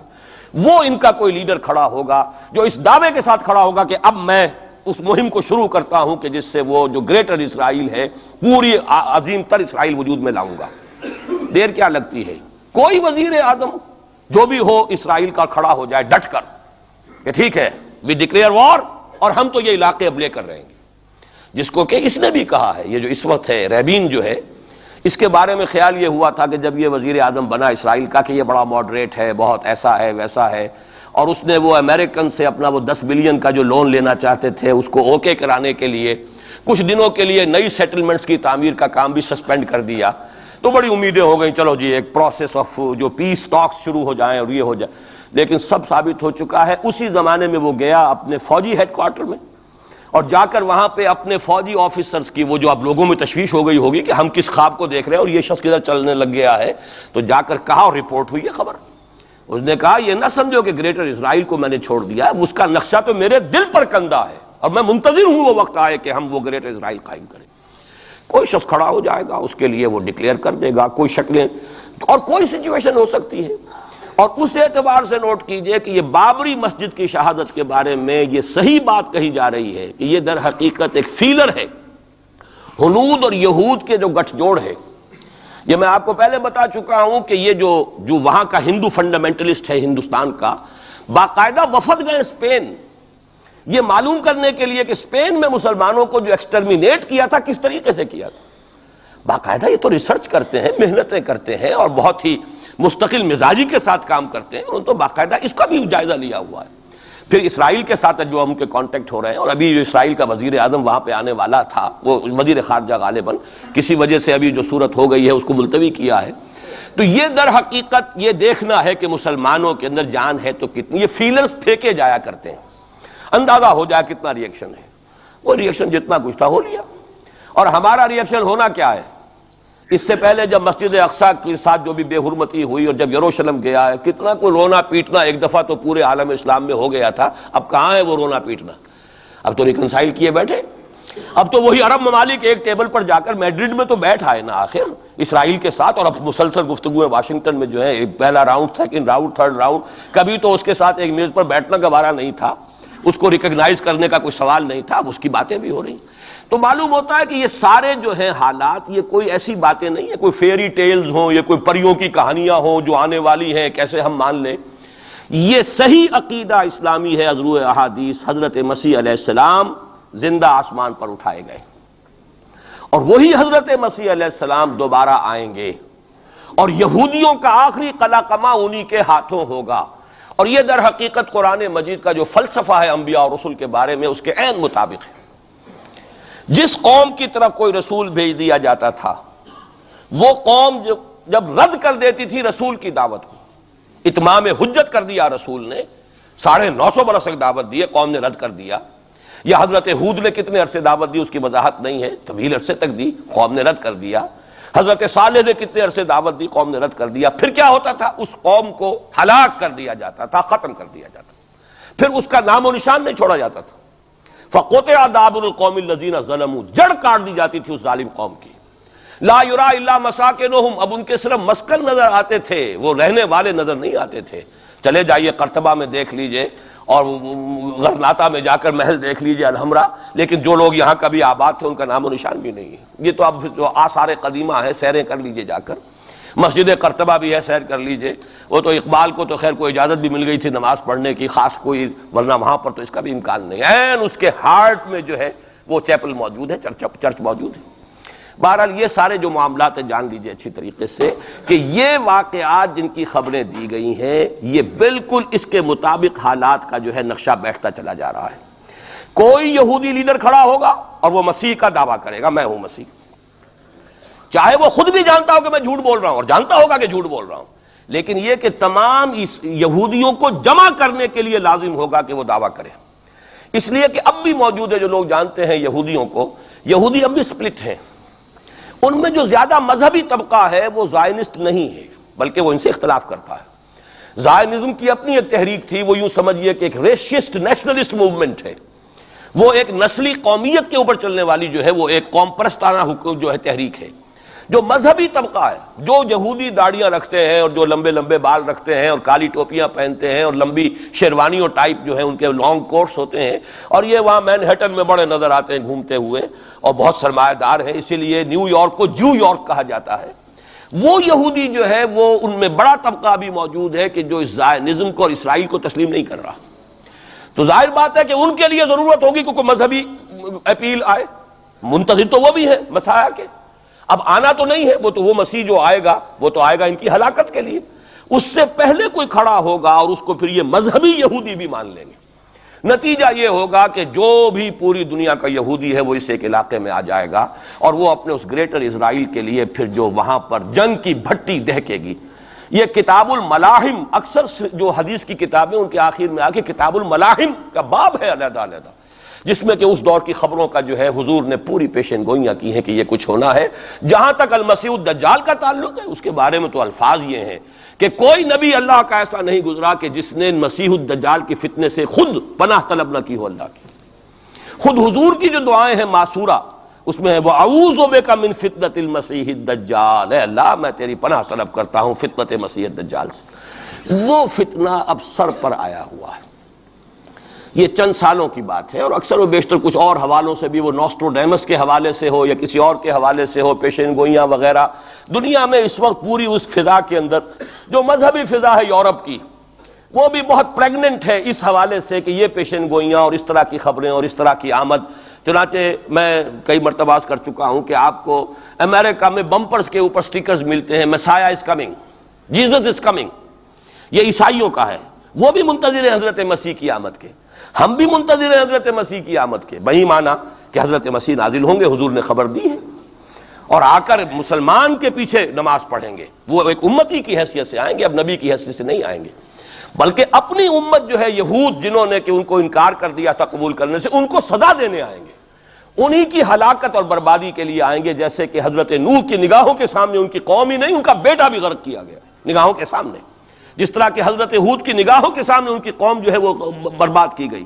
اسی طریقے سے اللہ کا یہ قانون رہا ہے کہ جس قوم کی طرف رسول بھیج دیا، اس قوم نے اگر رد کر دیا دعوت کو، اس قوم کو اسی رسول کے سامنے ہلاک کیا گیا، تاکہ نظر آ جائے کہ یہ تمہارے جو مجرم ہیں یہ کیفر کردار کو پہنچ گئے۔ یہ ہے معاملہ کہ جو یہودیوں کے ساتھ بعد میں پیش آنا ہے، اس کے بعد تو پھر وہ اسلام کے غلبے کا دور آ جائے گا، لیکن اس سے پہلے مسلمانوں پر شدید ترین عذاب کا دور آ رہا ہے، اور یہ خبریں جو ہیں یہ بھی احادیث میں۔ اسی لیے میں نے کہا تھا کہ موجودہ حالات اور امیڈیٹ فیوچر بہت ڈارک ہے، بہت گلومی ہے مسلمانوں کے لیے۔ البتہ مسلمانوں میں اور مسلمانوں میں ایک فرق ہے، یہ اس کو نوٹ، یہ میں ساری باتیں جو کہہ رہا ہوں محکمات قرآنی کی بنیاد پر کہہ رہا ہوں۔ میرا تو بہرحال جو بھی اب زندگی گزری ہے قرآن مجید کے پڑھنے پڑھانے میں گزری ہے، اسی پر سوچ بچار ہے، گفتگو میری ہے تو قرآن کے حوالے سے الحمدللہ، دعوت ہے تو قرآن کی ہے، تو میں جو کچھ کہہ رہا ہوں، لیکن اب ہر چیز کے لیے تفاصیل سے اور تفصیل کے ساتھ دلائل بیان کرنے کا یہ وقت نہیں ہے، مختلف مواقع پر میں اس کے لیے دلائل دیتا رہا ہوں۔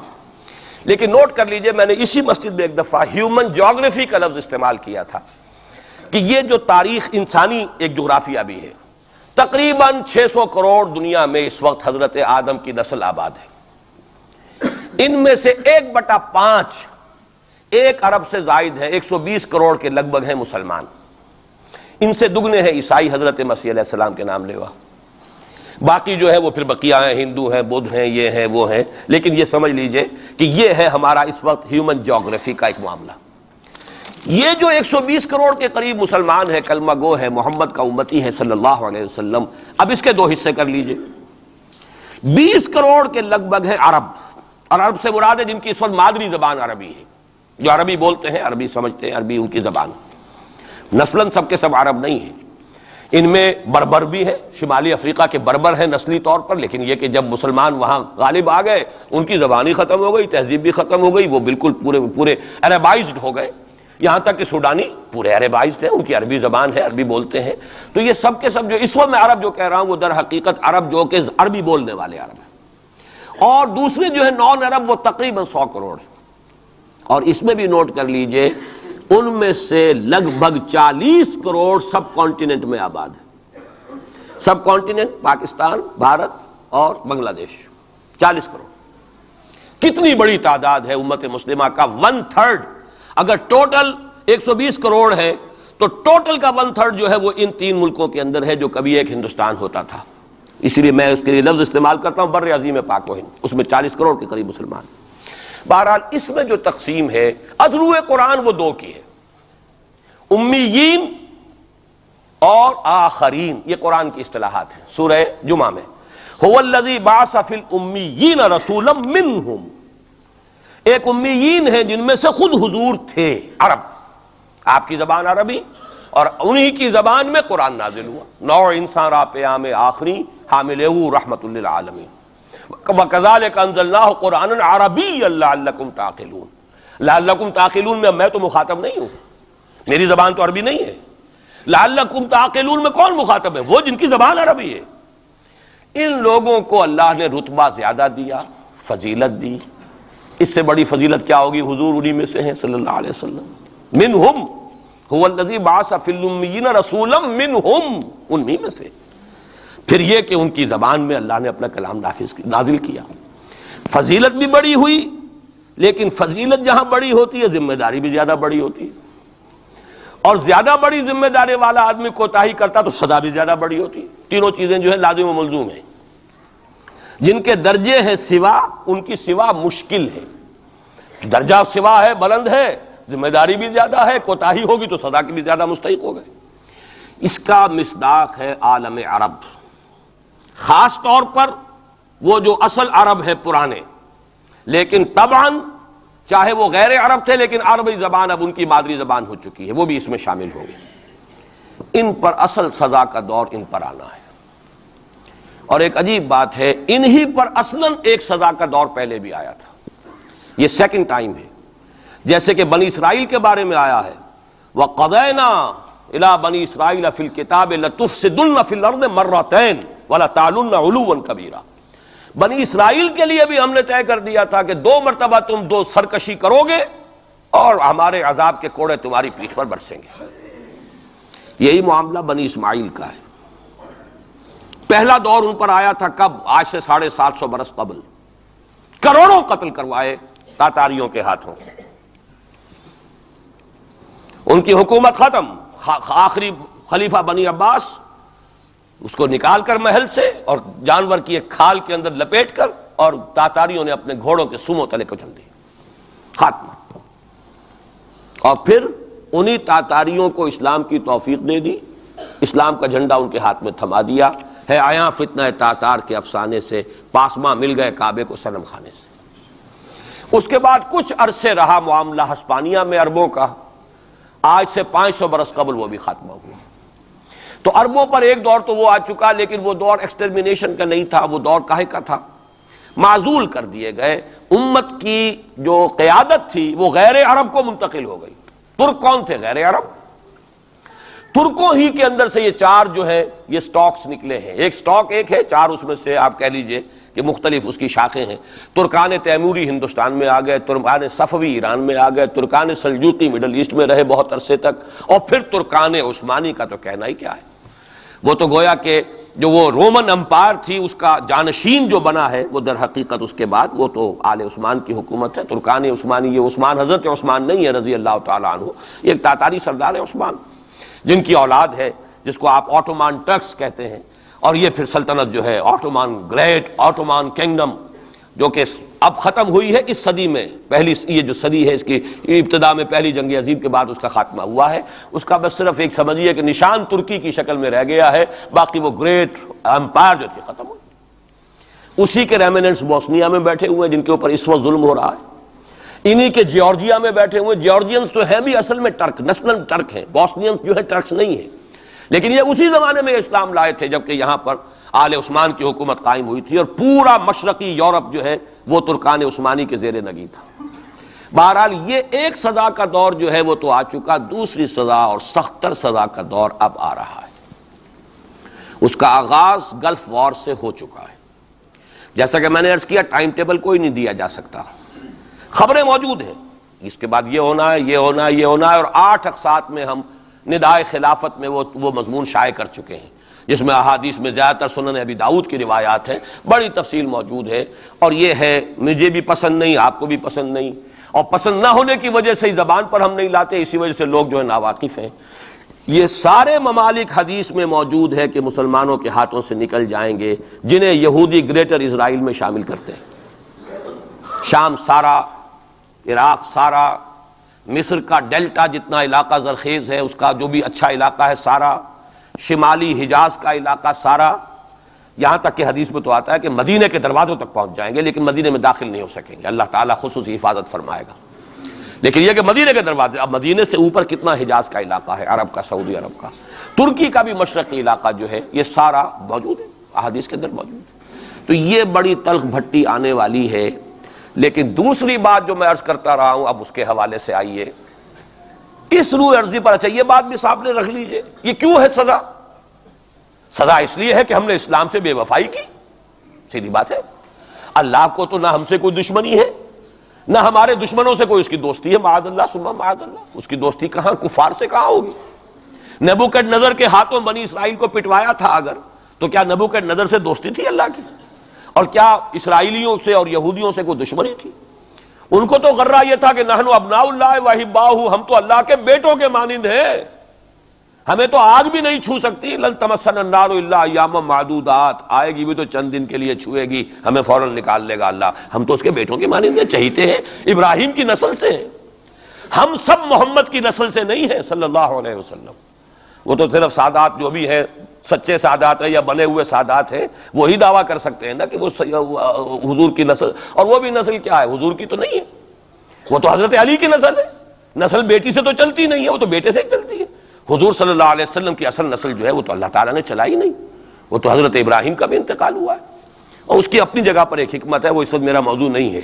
تو ہم تو نسل نہیں ہے محمد کی صلی اللہ علیہ وسلم، کم سے کم میں تو نہیں ہوں اسی، لیکن وہ یہودی تو کہتے ہیں ہم ابراہیم کی نسل ہیں سب کے سب، تو انہیں تو یہ غرہ ہونا جو ہے، یعنی معلوم ہوتا ہے کہ وزن ہے ان کی بات میں، نحن ابناء اللہ واحباؤہ، وہ ابراہیم جسے خلیل اللہ قرار دے رہا ہے اللہ تعالیٰ، میرا خلیل ہے، واتخذ اللہ ابراہیم خلیلا، جسے امام الناس قرار دے رہا ہے، انی جاعلک للناس اماما، جو ابو الانبیاء ہے، جس کی نسل میں سینکڑوں نبی آ گئے، اس کی جب ہم اس کی اولاد ہیں تو اللہ کے ہاں ہمارے ساتھ تو پریفرنشل ٹریٹمنٹ ہوگا۔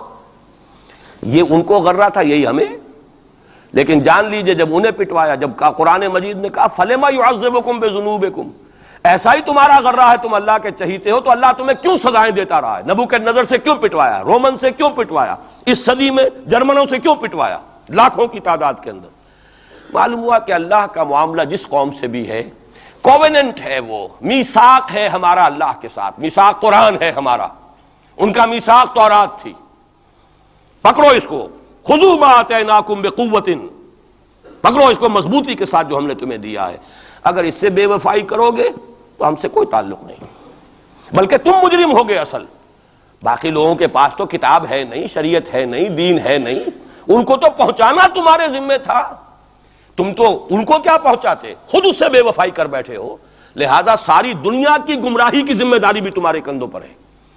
یہ ہے وہ جرم جس کی بنا پر سزا ملے گی، سزا کے مستحق ہیں ہم، اور ہم میں سب سے بڑھ کر عرب ہیں جن کی مادری زبان عربی ہے، جن کو صرف نحو پڑھنے کی ضرورت نہیں قرآن سمجھنے کے لیے، وہ تو از دل خیزت بر دل ریزت، براہ راست کمیونیکیشن قرآن سے ہو رہی ہے، وہ بے وفائی کریں تو ظاہر بات ہے مہا مجرم وہ ہیں۔ لیکن پھر غیر عرب مسلمانوں میں اس وقت روئے ارضی پر سب سے بڑی مجرم قوم 10 کروڑ مغربی پاکستانی.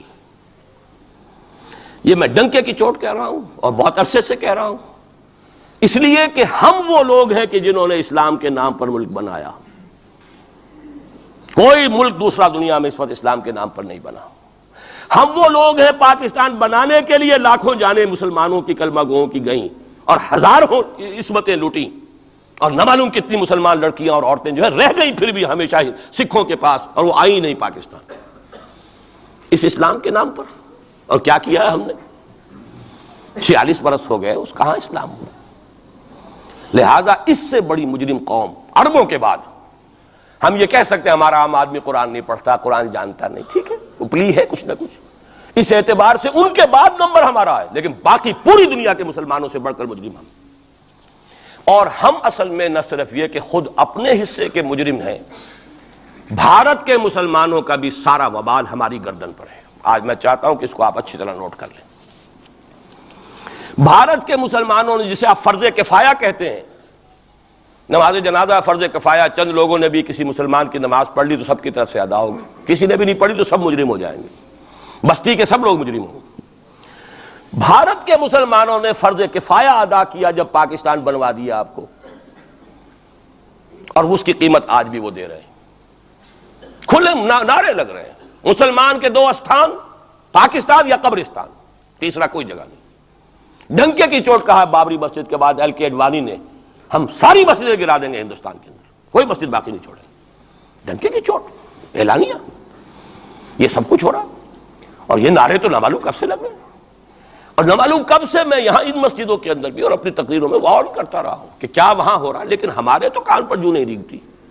ہمارے تو وہی دھندے ہیں، وہی کاروبار ہے، اپنا بزنس ہے، اس کے سارے مسئلے ہیں، اس کی اپنی بلڈنگیں ہیں، اپنی موٹریں ہیں، اپنے ٹیلی ویژن ہیں، اپنے کئی کورسز کے ڈنرز ہیں. اللہ خیر صلی اللہ، ہمیں بحث کیا اسلام سے؟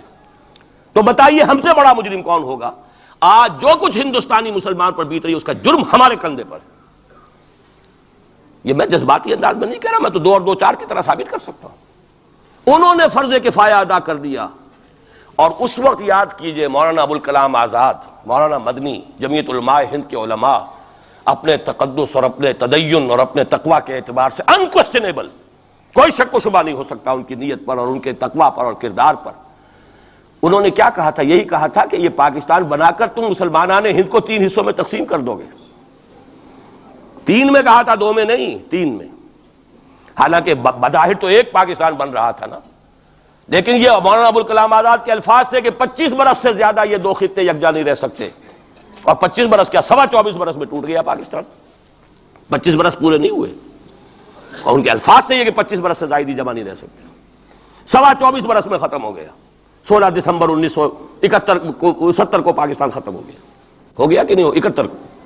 بہرحال نوٹ کرنے کی بات ہے. انہوں نے، ہم نے کیا کہا تھا؟ میں بھی مسلم لیگی تھا، میں نے بھی نعرے لگائے ہیں، چاہے غیر شعوری دور تھا، ہائی اسکول اسٹوڈنٹ تھا. پاکستان کا مطلب کیا، لا الہ الا اللہ، فلک شگاف نعرے لگائے ہیں. اور نوائے وقت کا پرچہ انتظار کرتے تھے اسٹیشن پر کھڑے ہو کر، حصار ریلوے اسٹیشن کے اوپر، کہ اب گاڑی آئی اور اب نوائے وقت لیا اور پھیل گئے پورے شہر میں اس کو پہنچانے کے لیے. ہم کیا کہا کرتے تھے؟ جی نہیں، 2 طرف سے پاکستان جو ہے مضبوط پاکستان ہوگا. ہندوستان میں کسی ہندو کو جرت ہوگی مسلمان کے لیے کوئی میلی نگاہ سے دیکھنا بھی؟ وہ سارے خواب کہاں گئے؟ وہ تو حرم ہوئے.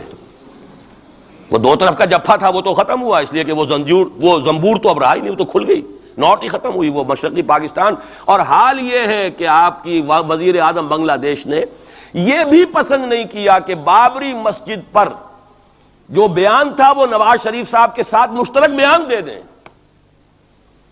یہ اشتراک بھی دنیا کے سامنے نہ آ جائے کہ مشرقی پاکستان سابقہ اور اس وقت بنگلہ دیش کی وزیر اعظم اور مغربی پاکستان جو اب وٹ ریمینز آف پاکستان کے تحت صرف پاکستان ہے، اس کے وزراء اعظم نے مشترکہ بیان دے دیا. یہ بھی نہیں آنا چاہیے. یہ حال ہے ہمارا. حالانکہ بات اپنی جگہ پر کوئی ایسی نہیں تھی، کوئی سیاسی نہیں، ایک مذہبی معاملے کے اوپر اظہار رائے کرنا تھا. انہوں نے کہا نہیں، آپ کے ساتھ مشترک بیان میں نہیں دوں گی، نہیں دیا اس نے. تو وہ جو تھا 2 طرف سے جفا وہ تو سن 71 میں کھل گیا. جو ہمارا حال ہے وہ تو ہونا ہی تھا. یہ ملک بنا اسلام کے نام پر، اس کا استحکام ہو سکتا تھا تو صرف اسلام کی بنیاد پر ہو سکتا تھا. اسلام سے غداری کی، لہذا یہاں تو اب قومیتیں ہیں، یہاں تو اب ایتھنک اور ریجنل اور نہ معلوم کس کس قسم کی اور لنگوسٹک جو ہے نیشنلٹیز ہیں، نیشنلزمز ہیں، وہ جو ایک امت ایک وقت میں بن گئی تھی، ایک قوم مسلم قوم ہندو کے مقابلے کے لیے، وہ تو ختم ہوئی۔ اور حال کیا ہو گیا ہے، اس سے پہلے بھی کبھی کبھی ہندو مسلم فسادات ہوتے تھے، کیا سندھ سے مسلمان نہیں پہنچ جاتا تھا وہاں ریلیف کے لیے؟ کیا پنجاب سے اور سرحد سے مسلمان نہیں جاتے تھے؟ بہار نہیں گئے تھے؟ کیا کانپور کی مسجد شہید ہوئی تھی 1915 میں تو پوری ہندوستان سے مسلمان نہیں پہنچ گئے؟ آپ کیا کر رہے ہیں؟ مندر گرا دیے، یہاں بڑی بہادری کا کام کیا، مندر گرا دیے، شرم سے ڈوب مرنے کا مقام ہے۔ یہاں بھی گویا کہ ہم اپنے عمل سے اسلام کی مخالفت کر رہے ہیں، اسلام تو اجازت نہیں دیتا۔ آپ کسی اور کے جرم کی سزا کسی اور شخص کو نہیں دے سکتے۔ ہمارے پاس تو یہ سیکریٹ ٹرسٹ ہیں، یہ لوگ ذمہ وہ اپنے آپ کو منواتے نہیں، لیکن ہمارے تصور سے، اسلام کے تصور سے ذمہ ہیں۔ ان کی جان، مال، عزت، آبرو، ان کی عبادت گاہوں کی حفاظت کا ذمہ ہے ہمارا۔ ایک بڑی بہادری کی ہے، ذرا سوچئے تو صحیح کیا دنیا نے سوچا ہوگا، اور نتیجہ کیا نکلا؟ اگر کسی درجے میں بھی بابری مسجد کی شہادت پر کوئی دنیا میں کوئی رائے عامہ ہو سکتی تھی کوئی ہندوستان کے خلاف، ختم ہو گئی۔ جو انہوں نے کیا 10 گنا تم نے کر لیا۔ انہوں نے ایک مسجد گرائی ہے، تم نے اتنے 100 کہتے ہیں، پتہ نہیں، مجھے تو معلوم نہیں 100 گرائے کتنے گرائے ہیں، بہرحال جتنے مندر تھے تم نے گرا دیے۔ فرق کیا ہے؟ ایک کردار ہے تمہارا، ایک ہی تمہارا اخلاق ہے، ایک ہی تمہارا معیار ہے، کوئی فرق ہی نہیں۔ بلکہ وہاں تو کم سے کم یہ تو ہے، دنیا کی آنکھوں میں دھول ڈالنے کے لیے کم سے کم یہ کہ فورن منسٹری جو ہے اس نے ریزائن کیا، ہم نے مان لیا جی ہم نہیں کر سکے، ہم مجبور ہیں، حالانکہ سب ان کی اجازت سے ہوا ہے، بلکہ ان کی ملی بھگت سے ہوا ہے۔ لیکن یہ کہ کلیان سنگھ نے فوراً استعفیٰ دے دیا، منسٹری ختم۔ پھر وہ بھارت کی مرکزی حکومت نے اور بھی پارٹیز کو بھی بین کر دیا، اور اس کے بعد یہ ہے کہ انہوں نے حکومتیں بھی 3 اور صوبوں کی توڑ دی۔ وہ تو سرخرو ہو گئے پوری دنیا کی جو رائے عامہ ہے، ہم اس کے سوا کیا کر سکتے ہیں؟ ہمارا ایک دستور ہے، دستور میں جو بھی صوبائی حکومت ہوتی ہے اس کی اجازت کے بغیر ہم فوج بھیج نہیں سکتے۔ وہاں پہ صوبائی حکومت تھی، اس نے ہمیں یقین دہانی کرائی تھی، سپریم کورٹ کو بھی یقین دہانی کرا دی تھی کہ مسجد کو کچھ نہیں ہوگا، تو ہم تو اس کے اوپر ڈیپینڈ کر رہے تھے۔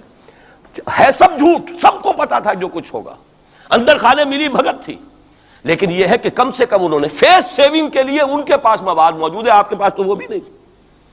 آپ کے تو اخبارات نے لکھا ہے کہ کارپوریشنز کے ٹریکٹرز جو ہیں گئے ہیں گرانے کے لیے، اور وزراء جو ہیں، ایک وزیر کا نادر پرویز کا تو نام آیا ہے، اخبار میں خبر تھی، ہم نے بھی پڑھی تھی، فوٹو بھی دیکھا تھا کہ وہ خود ہاتھ میں پھاوڑا لے کر جو ہے وہ منظر گرانے کے لیے چلے۔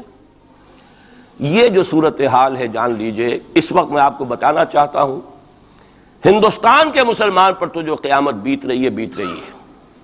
میں نے اپنا ایک تاثر کچھ عرصے پہلے یہاں شد بیان کیا تھا، رہا ہے میرا تاثر، اور وہ ہے اصل میں وہ لاسٹ سپر جو ہے انجیل میں جس کا تذکرہ ہے حضرت مسیح علیہ السلام نے جو آخری کھانا رفع سماوی سے قبل کھایا ہے اس باغ میں جہاں روپوش تھے اپنے حواریین کے ساتھ۔ تو اس میں یہ الفاظ آئے ہیں، میں نہیں جانتا صحیح ہیں غلط ہیں، وہ ایک علیحدہ بات ہے، کہ آپ نے وہ روٹی توڑی اور کہا کھاؤ، eat and this is my flesh, یہ میرا گوشت ہے، کھاؤ۔ اور اس کو کہتے ہیں وائن، کوئی مشروب ہوگا جو بھی ہوگا، ڈالا کہ پیو، drink and this is my blood. میرا احساس ہمیشہ یہ رہا ہے، اس کے بعد کچھ ماند پڑ گیا، جب یہاں مسلمان نے یہاں مارا ہے اور کچلا ہے اور زندہ آگ میں جلایا، پھر بات ختم ہو گئی، میرے دل کے اوپر سے وہ احساس ختم ہو گیا۔ وہاں ہندو کے ہاتھوں جب مسلمان کے ساتھ یہ کچھ ہوتا تھا تو پھر جب میں کھانا کھاتا تھا محسوس کرتا تھا کہ میں ہندوستانی مسلمان کا گوشت کھا رہا ہوں اور ہندوستانی مسلمان کا خون پی رہا ہوں۔ یہ ہمیں عیش جو یہاں حاصل ہیں، جو آرام حاصل ہے، جو ہمیں یہاں پر سہولتیں حاصل ہیں، جو معاشی اس کی کاسٹ پر ہے۔ اس نے آپ کو یہ ملک لے کر دیا اور آج تک اس کی قیمت ادا کر رہا ہے، اور ہم جو ہے عیش کر رہے ہیں، گل چھرے اڑا رہے ہیں۔ یہاں جس کے پاس 2 پیسے ہو گئے برقع اتار کے اس نے پھینک دیا، کہ معلوم ہوتا ہے کہ یہ تو مفلسی کو چھپانے کا ذریعہ تھا۔ 4 پیسے ہوں، اچھے کپڑے پہنے ہوئے ہوں، میک اپ صحیح کیا ہوا ہو، تو پھر برقعے کی کیا ضرورت ہے؟ اور میں نے شاید سنا ہے آپ کو، مجھ سے تو چند لڑکیوں نے یہ الفاظ کہے باقاعدہ۔ میں جب پریکٹس کرتا تھا لاہور میں کرشن نگر میں، تو ایک گھرانے کی، اور مجھے معلوم ہوا کہ ان کے والد انتہائی نیک تہجد گزار، کئی لڑکیاں تھیں بہنیں، ایک ہی تقریباً عمر 200 سے 1.5 سال کی، کبھی وہ آتی تھی کلینک میں میرے تو برقعے سمیت، کبھی آ رہے ہیں تو بغیر برقعے کے۔ تو میں نے پوچھا یہ کیا تماشا ہے آپ لوگوں کا، کبھی بغیر برقعے کے کبھی برقعے سمیت۔ صاف جواب دیا، میں ان کے الفاظ کوٹ اینڈ کوٹ میں ان کے الفاظ کوٹ کر رہا ہوں، ڈاکٹر صاحب جب ہمیں کوئی میک اپ کرنے کا، کپڑے بدلنے کا موقع نہیں ملتا تو ہم برقع پہن لیتے ہیں، اور جب ہمیں موقع ملتا پھر ہم برقع کائے کو پہن۔ تو گویا کہ اس کو چھپانے کا ذریعہ برقع ہے کہ کپڑے میلے ہیں، میک اپ نہیں کیا تو لہذا برقع پہن لیا جائے۔ یہ ہے حال پاکستان میں اسلام کا جو ہم نے بنایا ہے۔ تو میں جو کچھ دیکھ رہا ہوں وہ یہ ہے کہ ہندوستان میں تو قیامت، اب وہاں جو آفیشیل فگرز ہیں 1000 1200 کتنے ہیں، لیکن کم سے کم 10,000 آدمی، اور اب یہ چین ہے فسادات کی۔ کل کے اخبار میں احمد آباد کی تھی، کبھی کہیں ہے کبھی کہیں ہے، اور واقعہ یہ ہے کہ تبصرے یہ ہو رہے ہیں کہ ہندو فنڈامنٹلزم از آن دی رائز۔ یہ جو کچھ ہوا ہے، جتنا بھی اس کے اندر ان کو گرایا گیا ہے، ان کی حکومتیں گرائی گئی ہیں، اس سے انہیں تقویت حاصل ہو رہی ہے۔ They are getting stronger and stronger. Congress کے لیے اب اپنی جو ہے جان بچانی مشکل ہے، اور اس وقت سب سے بڑا ان کے لیے جو ہو گیا وہ یہ ہے کہ وہ کمیونسٹوں کی سپورٹ کے بغیر چل نہیں سکتے، اور کمیونسٹ جو ہے وہ ان کی جو اس وقت وہ امریکہ کے زیر اثر جو اپنی اکنامک پالیسیز چینج کر رہے ہیں اس کا ساتھ دینے کو تیار نہیں۔ تو یہ ڈائلیما ہے، جبکہ ادھر جو ہے وہ بالکل جو ہندو ذہن ہے وہاں کا ریوائولسٹ ذہن وہ پوری طریقے سے قائم۔ تو اب اس وقت میں اس کے حوالے سے عرض کر رہا ہوں کہ ہندوستان اور پھر پاکستان کو علیحدہ نہ سمجھیے، اس لیے کہ ہندوستان کو اگر انہوں نے مسلمانوں سے یا اسلام سے خالی کرا لیا تو پھر ان کے بعد ان کا ٹارگٹ جو ہے پاکستان تو ہے ہی ہے، ہم تو ان کے ٹارگٹ نمبر 1 ہیں۔ ذہناً انہوں نے کبھی پاکستان کو تسلیم نہیں کیا، اور ہمارا اب ساتھی ہے کون؟ اللہ پر تو نہ یقین نہ اس سے ہمارا تعلق، جو معاملہ نہ دارت سخن آشنا نہ باشد۔ اللہ سے تعلق کیا ہے ہمارا؟ اللہ سے کون سی دوستی ہے؟ اللہ کیوں ساتھ دے ہمارا؟ ہم تو مجرم ہیں نمبر 1 اس کے، اور باقی دنیا میں جن پر سہارا تھا، جن پہ تکیہ تھا، وہی پتے ہوا دینے لگے۔ وہ تو بالکل امریکہ کی پالیسی معلوم ہوتی ہے کہ ہمیں تو ہاتھ پاؤں باندھ کر جیسے ہندو کے سامنے ڈال دیا جائے۔ کبھی وہ ٹیررسٹ اسٹیٹ قرار دینے کی دھمکی آ جاتی ہے، فیلرز کی شکل میں آ جاتی ہے۔ یہ فیلرز دیے جاتے ہیں اس لیے تاکہ بات پہنچ جائے۔ اگر صرف بات اس طریقے سے انڈائریکٹلی پہنچنے سے مطلوبہ مقصد حاصل ہو جائے تو خام خواہ براہ راست کہنے کی ضرورت کیا ہے؟ وہ مطلب تو حاصل ہو۔ سب نے سجدہ سہو کیا ہوا ہے، ہمارے ہاں ہر ادارہ سجدہ سہو کر چکا امریکہ کے سامنے، ٹوٹل سرنڈر۔ اور یہ بات جو قاضی حسین احمد صاحب کہہ رہے ہیں 100% درست کہہ رہے ہیں، 100% درست کہہ رہے ہیں۔ ٹوٹل سرنڈر، چاہے وہ بے نظیر ہو، چاہے وہ نواز شریف ہو، اور چاہے وہ کوئی اور ادارہ ہو آپ کا جو یہاں پہ قوت کا اصل سرچشمہ ہے اور منبع ہے، سب کے سب 100% جو ہے اس کے سامنے سجدہ کر چکے ہیں۔ یہی وجہ ہے کہ وہ بے نظیر کا ساتھ نہیں دے رہے۔ بے نظیر کا ساتھ کائے کو دے؟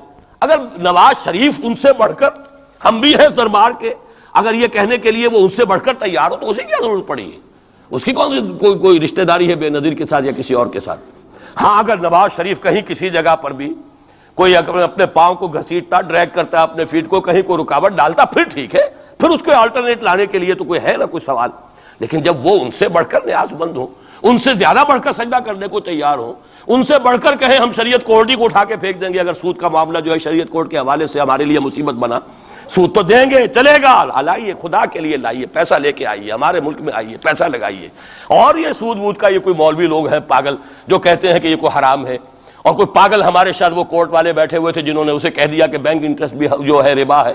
باقی آپ ہم سے کوئی ڈر نہ رکھیے، میرے اسلام کو اب قصہ ماضی سمجھو، ہنس کے وہ مس بولی کہ پھر مجھ کو بھی راضی سمجھو۔ سیدھی بات ہے، جھگڑا تو اسلام سے تمہارے سے تو نہیں، نہ بے نظیر سے جھگڑا ہے اور نہ نواز شریف سے جھگڑا ہے، جھگڑا اسلام سے۔ اس حوالے سے بہت برا وقت آ رہا ہے، اور اس میں ایک پہلو میں اور چاہتا ہوں کہ آپ حضرات کے سامنے بیان کر دوں۔ پوری دنیا میں تو فنڈامنٹلسٹ مشہور ہو گیا مسلمان، پوری دنیا کا ذرائع ابلاغ لگے ہوئے ہیں۔ اصل فنڈامنٹلزم جو ہے، بلکہ 2 باتیں عرض کر دوں، ریشزم پوری دنیا میں بدنام، گالی، اور اصل ریشسٹ ملک اسرائیل، اسے کوئی کچھ نہیں کہتا، اس لیے کہ وہ مذہبی ریاست نہیں ہے، وہ تو بلکہ یہودیت ہے ہی نسلی مذہب۔ ساؤتھ افریقہ کیا ہوگا کوئی نسل پرست قوم یا نسل پرست ملک؟ وہ تو کچھ بھی نہیں تھا۔ اصل جو نسل پرست ہیں وہ تو یہودی ہیں، انہیں کوئی کچھ نہیں کہہ رہا۔ ریشسٹ وہ فنڈامنٹلزم اصل جو چلا ہے وہ ہندوستان میں چلا ہے، بدنام پوری دنیا میں مسلمان ہو گیا۔ لیکن اب اس کا میں بلیم نہ امریکہ کو دے سکتا ہوں نہ کسی اور کو، یہ تو اے باد سبا ہم آوردہ توستی، ہمارا اپنا کیا دھرا ہے۔ میں آپ کو ایک حوالے سے بتا دینا چاہتا ہوں، ہمارے ہاں علامہ مشرقی اٹھے، چپ راس چپ، چپ راس چپ، اور بیل چاپ پورے ہندوستان کو دہلا دیا، دہل گئی زمین ہندوستان کی، راس کماری سے لے کے درہ خیبر تک، اور بڑے بڑے نوٹیبلز۔ یہ تحریک اتنی عظیم تھی، اتنی آرگنائز تھی، آپ کو معلوم ہے یہ تالپور برادران جو ہے دونوں بھائی جو تھے یہ خاکسار تھے، بڑے بڑے لوگ سندھ میں، فرنٹیئر میں، پنجاب میں، ہر جگہ پر، اور ایسی زبردست آرگنائزیشن بالکل ملٹری والی، ان کے سارے قواعد ملٹری کے. لیکن ہوا کیا؟ آر ایس ایس 1925 میں قائم ہوئی ہے، اسی کے رد عمل میں. ہندو سویا ہوا تھا، انہوں نے دیکھا یہ مسئلہ اٹھ گیا ہے، اتنا زبردست اٹھ گیا ہے، اس زور شور کے ساتھ اٹھ گیا ہے، اس کی چپراس جو ہے وہ زمین جو ہے لرز رہی ہے، اس سے تو اٹھنا پڑے گا نا. لہذا باقاعدہ جو آر ایس ایس 1925 میں قائم ہوئی ہے اسی کے رد عمل میں، اور اس مقصد کے ساتھ، ڈکلیئرڈ مقصد، ہندوؤں کو متحد کیا جائے تاکہ وہ بھرپور طریقے سے مسلمانوں کا مقابلہ کر سکیں. ہندو واد آن دی ڈیفینسو. لیکن 1925 سے لے کر آج تک کتنے سال ہو گئے؟ 67 برس تک ایک جماعت کا حوصلہ دیکھیے، اس کا ظرف دیکھیے، آج تک سیاست میں حصہ نہیں لیا. پاور پالیٹکس سے کوئی تعلق نہیں. 67 لانگ ایئرس. اتنی فالوئنگ ہے کہ ویسٹ میں تو اتنی موٹی موٹی کتابیں چھپی ہیں. شکاگو یونیورسٹی سے اتنی موٹی کتاب تھی، برادرہڈ ان سیفرن، آر ایس ایس کے اوپر ڈاکومنٹ. 25 لاکھ ان کا اس وقت کارڈر موجود ہے جو کہ ان کا ٹرینڈ ہے والنٹیئر. لیکن وہ جماعت الیکشن میں نہیں آئی. کچھ اپنے اثر تحت کچھ اور لوگوں کو لڑو، اور آپ نے نام بھی نہیں سنا ہوگا، اس کے 3 امیر یا گرو جو ہیں گزر چکے ہیں، تیسرا ہے اس وقت. پہلا ڈاکٹر بالی رام ہیجواڑ، کسی نے نام سنا آج تک؟ کوئی پرسنل پبلسٹی کی کوشش کی اس نے؟ کام کیا. دوسرا مہادیو گولوالکر گرو جی، کسی نے نام بھی نہیں سنا ہو. اس وقت کون ہیں؟ بالا صاحب دیورس. یہ 3 ان کی عمارتیں کہہ لیں یا جو بھی کہہ لیں، خلافتیں ہیں جو آئی ہیں، اور ایسا منظم نظام ہے، لیکن کہیں سیاست میں حصہ نہیں. ہمارا فنڈامنٹلسٹ سیاست کے میدان میں آ کے زیرو ہو چکا. پہلے تو علامہ مشرقی اٹھے تھے، وہ تو ویسے ہی ایک جوش کے اندر آ کر ایک خاص جذباتی کیفیت میں اپنی موومنٹ کو کال آف کر کے بیٹھ گئے. 10 لاکھ آدمی، غالباً 10 لاکھ کی فگر تھی، 10 لاکھ یا 1 لاکھ جتنے بھی تھے، میں فگر کے بارے میں نہیں کہہ سکتا، دلی میں جمع نہیں ہوں گے تو میں پارٹی کو ڈسبینڈ کر دوں گا. وہ چند افراد کی کمی رہ گئی تھی اس فگر سے، تو اسی غصے میں آ کر پارٹی ڈسبینڈ، ختم. اب وہ خاکسار ہمارے ہاں تو رہ گئے ہیں، کبھی کسی خاص سیریمنی کے موقع پر کچھ سلامی دینے کے لیے چپراس کرتے آ جاتے ہیں بیچارے. وہ ان کے تو کوئی نام و نشان بس اس معنی میں ہے کہیں. اللہ اللہ خیر سے. اصل فنڈامنٹلسٹ آرگنائزیشن جماعت اسلامی ابھری، لیکن اس نے پاکستان میں آتی پاور پالیٹکس کے اس کے اندر اپنے آپ کو دفن کر کے زیرو کر دیا. وہاں یہ معاملہ چل رہا ہے. یہ ہے اصل میں جو فرق آپ کو سمجھنا چاہیے. یہ 1925 یہ جو دوسری جماعتیں ہیں، وی ایچ پی ہے، وشوا ہندو پریشد، یہ اس کی ایک ذیلی تنظیم ہے، جیسے جماعت اسلامی کی ذیلی تنظیمیں ہیں اسی طرح کی ذیلی تنظیم ہے. آر ایس ایس خود کبھی نہیں آئی پالیٹکس میں، اور 2 مرتبہ تاریخ میں اس کو بین کیا جا چکا ہے ہندوستان میں. چونکہ آر ایس ایس کا آدمی تھا جس نے گاندھی کو ایسیسینیٹ کیا تھا 1948 میں. دی پارٹی واز بینڈ. اس کے بعد جب اندرا گاندھی کا دور آیا ہے وہ ایمرجنسی کا، اس میں بھی پارٹیز اس نے بین کی تھی، آر ایس ایس بھی بین ہوئی ہے، لیکن ہر مرتبہ پہلے سے زیادہ ابھر کر آئی ہے وہ. اور آج یہ سب کے سب وی ایچ پی والے، بی جے پی والے، یہ سب در حقیقت آر ایس ایس کے آدمی، اور یہ ان کا ڈکلیئرڈ ایم اب بن چکا ہے. اور حالات جو ہیں ہم اس سزا کے بالکل مستحق ہو چکے ہیں. اسیا سے کبھی ہم نے کنارہ نہ کیا، لیکن تیری رحمت نے گوارا نہ کیا. یہ تو ہو سکتا ہے اب بھی ہم اسی اللہ کی رحمت پر تو ادھار کھا سکتے ہیں، لیکن واقعہ یہ ہے کہ ہم اس سزا کے بالکل مجرم ہو چکے ہیں اور مستحق بن چکے ہیں. اور نظر یہ آ رہا ہے کہ اب حالات ہمارے لیے زیادہ سے زیادہ پیچیدہ سے پیچیدہ، مشکل سے مشکل، اور زیادہ سے زیادہ جو ہے گمبھیر ہوتے چلے جا رہے ہیں. بھارت میں ہندو فنڈامنٹلزم بڑی تیزی کے ساتھ ایک طوفانی شکل کے اندر آیا ہے، اور بھارت میں تو مسلمان تنظیم کوئی ہے ہی نہیں. آپ کے شاید علم میں آیا 2 جماعتیں بین کر دی، جماعت اسلامی بین. ارے جماعت اسلامی بھارت کی جو اصل جماعت ہے وہ تو ایک علمی کام کرنے والی، دعوتی کام کرنے والی، قرآن مجید کے تراجم شائع کی، سیاست میں تو ہے ہی نہیں ہوا. لیکن یہ کہ اس کا اور سوال ہی پیدا نہیں ہوتا ٹیررزم کا یا کسی درجے میں بھی کوئی اس طرح کی ایکٹیویٹی جماعت اسلامی. لیکن وہ ہے نا کہ وہ ترازو کا ایک پلڑا اگر ادھر 3 کو بین کیا تو ادھر بھی 2 تو ہوں کم سے کم، وہ جماعت اسلامی بھی بین ہو گئی. ہاں کشمیر میں جماعت اسلامی کا ایک رول ہے، لیکن کشمیر کی جماعت اسلامی علیحدہ جماعت اسلامی ہے، وہ ہندوستان کی جماعت اسلامی سے اس کا تعلق نہیں ہے۔ جیسے پاکستان کی جماعت اسلامی، مشرقی پاکستان یا بنگلہ دیش کی جماعت اسلامی، ہندوستان کی جماعت اسلامی اور کشمیر کی یہ چار علیحدہ ہیں بالکل، ان کا آپس میں تنظیمی رابطہ کوئی نہیں۔ کشمیر کی جماعت اسلامی یقیناً ہے، اور یہ سمجھتا ہوں میں، اور یہ صحیح بات ہے، بعض تبصرہ نگاروں نے لکھی بھی ہے کہ اصل میں اس وار سے انہوں نے کشمیر کے مسئلے میں جب یہ بین کیا ہے وہاں کی 3 ہندو جماعتوں کو، تو اس کے ساتھ ہی 2 مسلمانوں کو ایک لپیٹ میں لے کر پارٹیز کو، تو کشمیر میں جو جماعت اسلامی چونکہ ابھی تک وہ بینڈ نہیں تھی، اور جماعت اسلامی کا آرگنائزیشنل جو ہے بیکنگ مل رہی تھی حزب المجاہدین کو، جو وہاں پر جو بھی اس وقت جو جد و جہد کر رہی ہے، لہذا اس کو کمزور کرنے کے لیے کیا ہے۔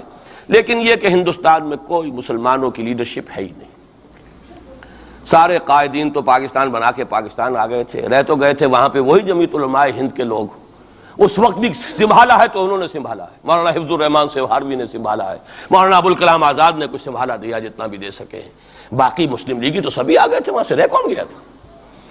لے دے کر مدراس میں کوئی 1-2 اور کیرالہ کے اندر، کیرالہ میں البتہ یہ کہ راشٹریہ سیوک سنگھ کے مقابلے میں مسلم سیوک سنگھ قائم کیا گیا، اور وہ کام بہت اچھا کر رہے تھے، لیکن یہ کہ ان کو بھی بین کر دیا گیا، انہوں نے خود بھی اپنے آپ کو ڈیزالو کر لیا۔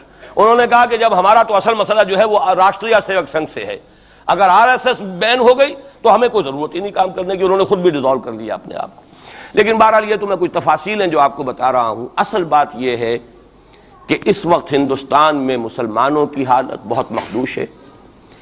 ایک طرف وہاں یہود کے زیر اثر مسلمانان عرب پر تباہی کا دور، کسی بھی وقت کھڑا ہو سکتا ہے کوئی شخص مسیح بن کر، اور خبریں آ رہی ہیں مسیحی حلقوں کے اندر اور وہ یہودیوں کے اندر بھی کہ وہ تو در حقیقت کہیں پیدا بھی ہو چکا ہے اور کہیں پل رہا ہے، بڑھ رہا ہے، یہ ہے وہ ہے، اور جو گرانڈ ماسٹر ہے اس کا فری میسن کا، اس کا نام بھی کوئی صاحب مجھے کل بتا رہے تھے کہ اس کے گھر میں وہ شخص موجود ہے وغیرہ وغیرہ، واللہ عالم۔ لیکن یہ کہ جو کچھ میری جو بھی بات ہے وہ ہے قرآن اور حدیث کی روح سے۔ قرآن کا فلسفہ ہے کہ جس قوم کی طرف رسول بھیجا گیا اس نے اگر انکار کیا اس کو ختم کیا جاتا ہے۔ اس میں ایکسیپشن اب تک ہوئی ہے صرف یہود کی، رسولاً الی بنی اسرائیل کی حیثیت سے حضرت مسیح بھیجے گئے، انہوں نے رد کیا، یہ بھی کنڈیمڈ نیشن ہے، لیکن اس کو اللہ نے باقی رکھا ہوا ہے اس کا کوڑا مسلمان پر مارنے کے لیے، بدترین عذاب مسلمان پر لانے کے لیے، اس لیے کہ افضل امت بھی یہی تو ہے نا، سب سے بڑھ کر افضل، سارے نبیوں سے افضل ہمارا نبی صلی اللہ علیہ وسلم، اور ساری امتوں سے افضل ہم مسلمان امت، تو سب سے بڑی سخت سزا کے مستحق بھی تو پھر ہم ہی ہوں گے۔ یہ مولانا اصلاحی صاحب کا جملہ میں نے پہلے بھی کبھی سنایا ہے کہ وہ کہا کرتے ہیں ان کے خاص علاقے میں اعظم گڑھ میں کہ جب کسی کو سزا دینی ہوتی تھی تو چمار کے ہاتھوں جوتا لگواتے تھے اسے، تاکہ وہ اگر راجپوت کو راجپوت ہی جوتا مارے گا تو اس میں اتنا اس کو درد نہیں ہوگا جتنا کسی راجپوت کو چمار جو ہے اس کے ہاتھ سے جوتا لگوایا جائے۔ تو یہ یہودیوں کے ہاتھوں مسلمانوں کو پٹوانا در حقیقت یہ عذاب در عذاب ہے۔ ایک کنڈیمڈ نیشن، ملعون قوم، ضربت علیہم الذلۃ والمسکنۃ وباؤوا بغضب من اللہ، وہ قوم ہے جس کے ہاتھوں مسلمانوں پر ادھر بھی آ رہا ہے اور یہاں بھی سامنے آ چکا ہے۔ لیکن ابھی وقت ہے، اور اس کے لیے میں لایا ہوں آپ کے لیے تحفے کے طور پر سورہ یونس کی ایک آیت۔ وہاں فرمایا گیا ہے فلولا كانت قرية آمنت فنفعها إيمانها إلا قوم يونس لما آمنوا كشفنا عنهم عذاب الخزي في الحياة الدنيا ومتعناهم إلى حين۔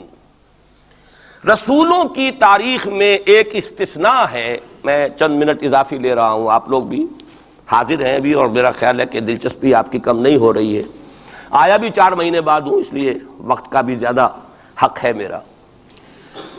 ایک استثناء تو میں نے کہا یہودی، انہوں نے اپنے رسول کو اپنے اعتبار سے سولی پر چڑھایا لیکن ابھی تک بچے ہوئے ہیں، لیکن ان کی تو ہونی ہے وہ سزا جو آنی ہے حضرت مسیحی کے ہاتھوں آنی ہے۔ جب وہ دجال آئے گا، دجال کے ہاتھوں مسلمانوں کی خوب پٹائی ہو چکے گی، عرب مسلمانوں کی، پھر ان کو کیفر کردار تک پہنچانے کے لیے حضرت مسیح آئیں گے۔ یہ احادیث صحیحہ کے اندر بالکل صحیح، جس میں کسی شک و شبے کی گنجائش نہیں، اس میں گنجائش شک و شبے کی یا قادیانی کے لیے ہے یا منکر حدیث کے لیے، کسی راسخ العقیدہ مسلمان کے لیے ممکن نہیں۔ لیکن ایک استثناء اور رہا، اور وہ قوم یونس علیہ السلام۔ اس قوم کو بھی حضرت یونس علیہ السلام بھیجے گئے، اس کی طرف انہوں نے رد کر دیا، اور عذاب الہی کا فیصلہ ہو گیا. لیکن ایک قانون اللہ کا رہا ہے رسولوں کے باب میں، رسول ہجرت نہیں کر سکتا، اپنی جگہ کو چھوڑ کر نہیں جا سکتا جب تک کہ ایکسپریس پرمیشن اللہ کی نہ آ جائے. جیسے آپ کو معلوم ہے کوئی بڑا افسر جو ہوتا ہے وہ اپنے ہی can't leave station, D C نہیں جا سکتا اپنا ہیڈ کوارٹر چھوڑ کر. اسی طریقے سے رسول اللہ کا نمائندہ، حکومت خداوندی کا نمائندہ، وہ نہیں جا سکتا. حضرت یونس سے صرف یہ خطا ہوئی غصے کی وجہ سے، اور غصہ کس کے خلاف؟ اللہ کے خلاف نہیں، معاذ اللہ، ان کافروں کے خلاف غصے کی وجہ سے چھوڑ کر چلے گئے کہ بس اب عذاب آنے والا ہے، تم عذاب کے مستحق ہو گئے، میں جا رہا ہوں. ابھی اللہ کی اپروول نہیں آئی تھی جانے کی. یہ ڈیبٹ ہے حضرت مسیح کے حضرت یونس پر کہ جو کریڈٹ ہو گیا قوم کے لیے. واحد قوم ہے کہ جب عذاب کے آثار شروع ہو گئے قوم کو محسوس ہو گیا یہ یونس ٹھیک کہتے تھے. وہ نکل آئے اپنے گھروں سے اور چیخنے چلانے لگے اور دعائیں کی اور توبہ کی اور گڑ گڑائے اللہ ہمیں معاف فرما دے. تو چونکہ رسول سے یہ ایک خطا ہو چکی تھی، اس کا ڈیبٹ ان کو کریڈٹ کی شکل میں ملا ہے، عذاب واپس ہو گیا. متعناہم الی حین، انہیں ہم نے ایک اور مہلت دے دی، ایک وقت معین. اس کا ابھی ہمارے پاس موقع ہے. میں جو کچھ عرض کر رہا ہوں وہ عذاب الہی اب سامنے ہے. اب بھی جسے نظر نہ آ رہا اس سے بڑھ کر اندھا کوئی نہیں ہے. بھارت کے حالات دیکھنے کے باوجود اگر نظر نہیں آ رہا ہے کتنا بڑا انہوں نے قدم اٹھایا ہے. اور مسلمان کیا کر سکتا تھا؟ کوئی ریزنٹمنٹ کی ہزاروں سینکڑوں، اور پولیس والوں نے بھولے، وہاں کوئی اس وقت رائٹس نہیں ہوئے. اور صاف کہا ہے ریڈیوز نے بھی، بی بی سی نے بھی، پولیس کی فائرنگ سے مارے گئے. ایک دن میں 300 آدمی بامبے کے اندر جو ہلاک ہوا ہے پولیس فائرنگ سے ہوا. کیسے مقابلہ کر لیں؟ فوج کا کیسے کر لیں؟ پولیس کا کیسے کر لیں؟ اس اعتبار سے جو کچھ وہاں بیت رہی ہے وہ تو بیت رہی ہے. جو ہم پہ گزری سو گزری مگر شب ہجراں. اب یہ معاملہ پاکستان والوں کے سوچنے کا ہے جو ہم پر گزرے گی. کچھ لوگ ہمارے ہاں بڑے دانشور بنے پھرتے ہیں اور بڑے شوق سے ارے ہندوستان ٹوٹ جائے گا. وہ تو ٹوٹے گا لیکن اس کے ٹوٹنے سے پہلے تم پر جو آفت ٹوٹے گی اس کا تمہیں تصور نہیں. تم سمجھتے ہو کہ یہ جو لکیر کھینچی ہوئی ہے سرحد کی یہ بچا لے گی، جبکہ اصل مجرم تم ہو، میں ہوں، آپ ہیں، جنہوں نے ان کی کوسٹ پر یہاں عیش کے اپنے ایوان سجائے ہیں، ان کا خون پی رہے ہیں یہاں پر عیش گاہوں کے اندر. ہم ہیں اصل مجرم. تو ہم در حقیقت وہ عذاب الہی جو ہے بالکل سر پر آ چکا. اور یہ میں بتا چکا ہوں کہ اول نمبر مجرم مسلمانان عرب، نمبر 2 مسلمانان پاکستان. لیکن قوم یونس کی طرح سے ایک امکان ہے کہ ہم ابھی توبہ کریں، روئیں، گڑ گڑائیں، فیصلے کریں، زندگیوں کو بدلیں. انفرادی توبہ جب تک نہ ہوگی تو اجتماعی کیسے ہو جائے گی؟ افراد کے ہاتھوں میں ہے اقوام کی تقدیر، ہر فرد ہے ملت کے مقدر کا ستارہ. ہماری بیماری کیا وہ کر دے، میں بیٹھا رہا ہوں، میں تو اپنے دھندے، اپنی دکان، اپنا کاروبار، اپنی فرم، اپنا پروفیشن، میں تو اس سے نہیں لوں گا، اور لوگ کر دیں. بہت کریں گے، کچھ تھوڑے سے چندے دے دیں گے، بس بہت ہے.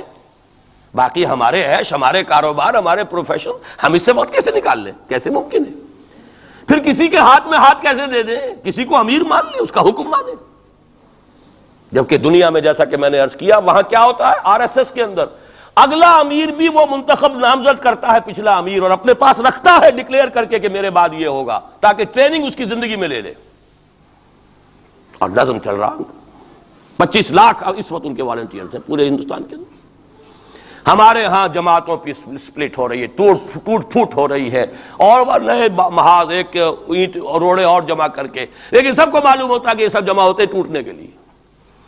تو معاملہ در حقیقت یہ ہے کہ ابھی موقع ہے. ان ادری اقریب ام بعید ما توعدون وان ادری لعلہ فتنۃ لکم ومتاع الی حین. لیکن اس میں قرآن مجید ہی کی 2 آیات سے چند آیات آپ کو اور سنا کر اپنی بات ختم کرتا ہوں. یہ حصہ مجھے بھی احساس ہو رہا ہے کہ تشنا رہ گیا ہے. ہو سکتا ہے کہ میں ایک جمعہ اور یہاں اپنا قیام بڑھا لوں، کیونکہ آیا ہوں 4 مہینے بعد، تو شاید 1 جنوری کا جمعہ بھی یہاں. ابھی اس کو فیصلہ نہ سمجھیے، اعلان ہوگا تو اخبار میں آ جائے گا، لیکن اس کا امکان ہے. کیونکہ میں خود محسوس کر رہا ہوں کہ یہ دوسرا حصہ میری گفتگو کا جو ہے کہ کرنا کیا ہے، کس طور سے کرنا ہے، یہ جو ہے اس میں تشنا رہ گیا ہے. اور اب بہتر یہی ہے کہ میں زیادہ وقت اس پر صرف نہ کروں، صرف وہ آیات آپ کا سورہ روم ہی کی آیات سن لیجئے.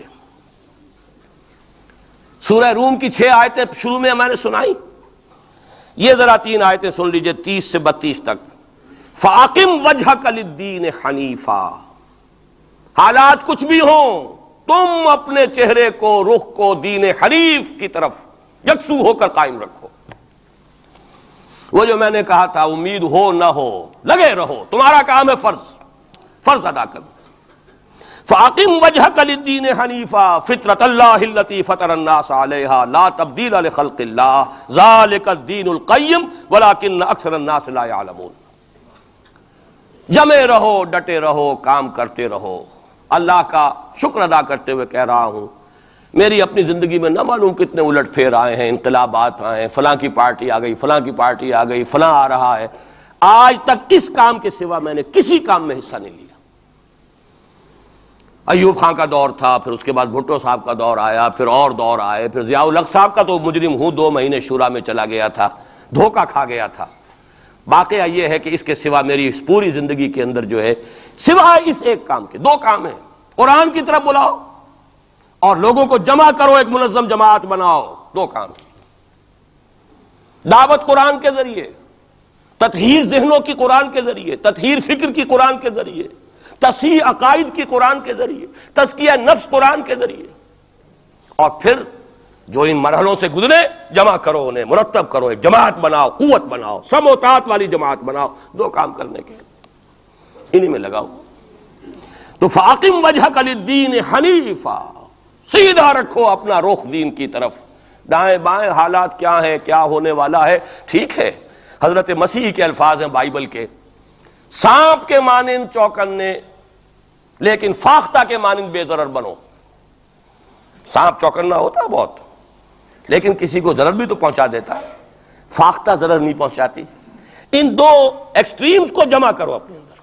حالات سے واقف ہونا چاہیے، دائیں کیا ہے، بائیں کیا ہے، آگے کیا ہے، پیچھے کیا ہے، رخ کدھر جا رہا ہے، حالات کا بہاؤ کیا ہے، یہ جانو. سانپ کے مانند چوکن نہ رہو، لیکن لگے رہو اپنے کام میں، کسی سے دلچسپی نہیں. ابھی حال ہی میں خیر جو اب حکومت کا ہوا تھا وہ جلسہ جو بابری مسجد پر، انہوں نے تو خیر ہمیں نہیں بلایا. آئے تھے میرے پاس فاروق احمد لغاری صاحب، کیا ہماری میٹنگ ہو رہی؟ آئی. میں نے کہا نہیں، میں نے اپنی رائے جو دی ہے وہ دی ہے، میں دوں گا، لیکن یہ کہ میں کسی سیاسی عمل میں شریک ہونے کے لیے تیار نہیں.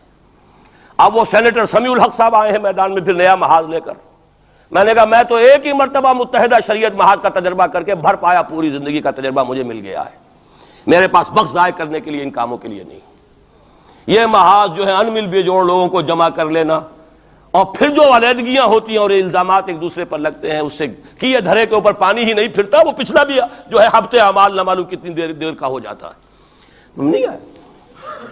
وہ جو NDA کا ہوا تھا ایک کنونشن، ایک صاحب آئے تھے اس کے لیے بھی دعوت دینے کے لیے. انہوں نے پھر جب میں نے انکار کیا تو انہوں نے وعدہ لے لیا تھا کہ کم سے کم آپ میرا نام نہ بتائیے گا کہ بے عزتی ہوگی کہ میں گیا تھا.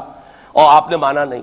نہ NDA کی کنونشن میں گیا، نہ میں PDA کی کنونشن میں گیا، نہ میں یہ ابھی جو ہوئی ہے کوئی علماء کی مفتی، یہ اپنے سینیٹر کیا نام ہے سمیع الحق صاحب.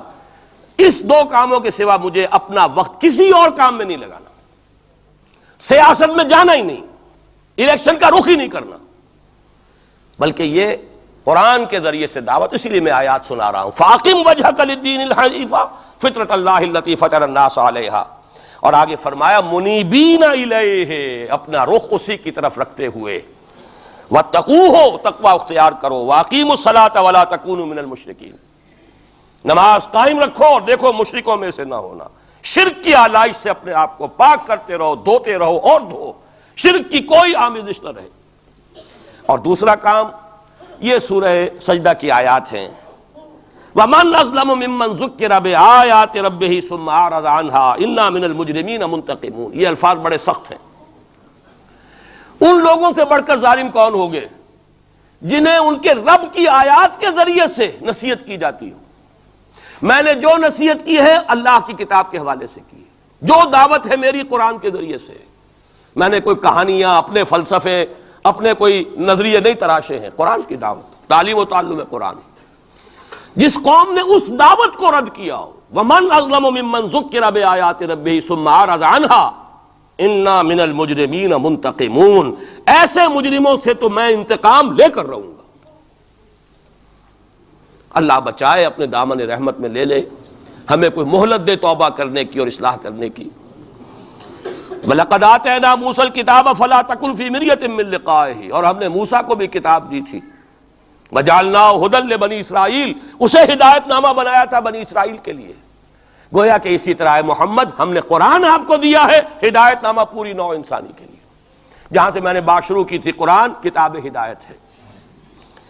آخری آیت ہے وَجَعَلْنَا مِنْهُمْ أَئِمَّةً يَهْدُونَ بِأَمْرِنَا، اور ہم نے ان بنی اسرائیل میں سے ایسے امام اٹھائے جو ہمارے حکم سے ہدایت کا کام کرتے تھے۔ لما صبروا، جب انہوں نے خود صبر کی روش اختیار کی، اپنے کیریئرز کی قربانی دی، اپنے سٹینڈرڈ آف لیونگ کو کم کیا، اپنی ضروریات کو سمیٹا، اپنا وقت فارغ کیا، اپنی صلاحیتیں کھپائیں، کس کام کے لیے؟ تاکہ وہ کتاب ہدایت کو لوگوں تک پہنچا سکیں۔ خیرکم من تعلم القرآن وعلمہ، تم میں سے بہترین لوگ وہ ہیں جو قرآن سیکھیں اور سکھائیں۔ تو فرمایا وَجَعَلْنَا مِنْهُمْ أَئِمَّةً يَهْدُونَ بِأَمْرِنَا لَمَّا صَبَرُوا وَكَانُوا بِآيَاتِنَا يُوقِنُونَ، اور وہ ہماری آیات پر پورا یقین رکھنے والے تھے۔ اللہ تعالیٰ سے دعا کرتا ہوں وہ مجھے اور آپ کو آیات قرآنی پر پورا یقین عطا فرمائے۔ یہ ہے اصل منبع، سرچشمہ، یہ ہے بنیاد، یہ ہے جڑ۔ اس سے قوت حاصل کر کے اپنا تزکیہ، خود توبہ، خود حرام کاروبار کو چھوڑنا، اپنے وقت کو فارغ کرنا، اپنی صلاحیتوں کو لگانا ان دو کاموں کے لیے، فارغ کرنا اس کام کو، پھر نظم کی پابندی والی جماعت میں شریک ہو کر کبھی کوئی وقت آئے کہ ہم کسی انقلابی جد و جہد کے لیے کھڑے ہو سکیں، اسلام کو قائم کرنے کے لیے، جیسے کہ محمد عربی صلی اللہ علیہ وسلم نے آج سے 1400 برس قبل قائم کیا تھا۔ اگر ایسا ہو گیا تو یہی سرزمین، یہ میں آج کل کہہ رہا ہوں الفاظ، پاکستان ایک پل صراط سے گزر رہا ہے اس وقت۔ پل صراط کا تصور آپ کے سامنے ہے، جہنم کے اوپر ایک پل ہوگا جس پر سے جو مسلمان دنیا میں کہلاتے ہیں وہ گزارے جائیں گے۔ جو منافق ہوں گے حقیقی ایمان سے بے بہرا، وہ ٹھوکر کھا کر گریں گے جہنم میں، اور جو اہل ایمان ہوں گے نور ایمان ان کے آگے آگے دوڑتا ہوگا، نورہم یسعی بین ایدیہم و بایمانہم، اس کی روشنی میں پل کراس کر جائیں گے، جنت میں داخل ہو جائیں گے۔ ہم اس وقت اس پل صراط پر ہیں۔ اگر یہاں آئندہ 2-3-4 سال کے اندر اسلامی انقلاب نہ آیا تو یہ ملک نسیم منسیہ ہو جائے گا، وہ بربادی یہاں آئے گی کہ رہے نام اللہ کا، خاکم بدہن۔ لیکن میں نہیں چاہتا کہ آپ کو دھوکے میں رکھوں، جو دیکھ رہا ہوں وہ دکھا دینا چاہتا ہوں، وہ تباہی آئے گی۔ یہ در حقیقت یہ تو میں آج سے کوئی 5-6 سال پہلے لکھ چکا، جب میں نے وہ استحکام پاکستان اور مسئلہ سندھ لکھی تھی۔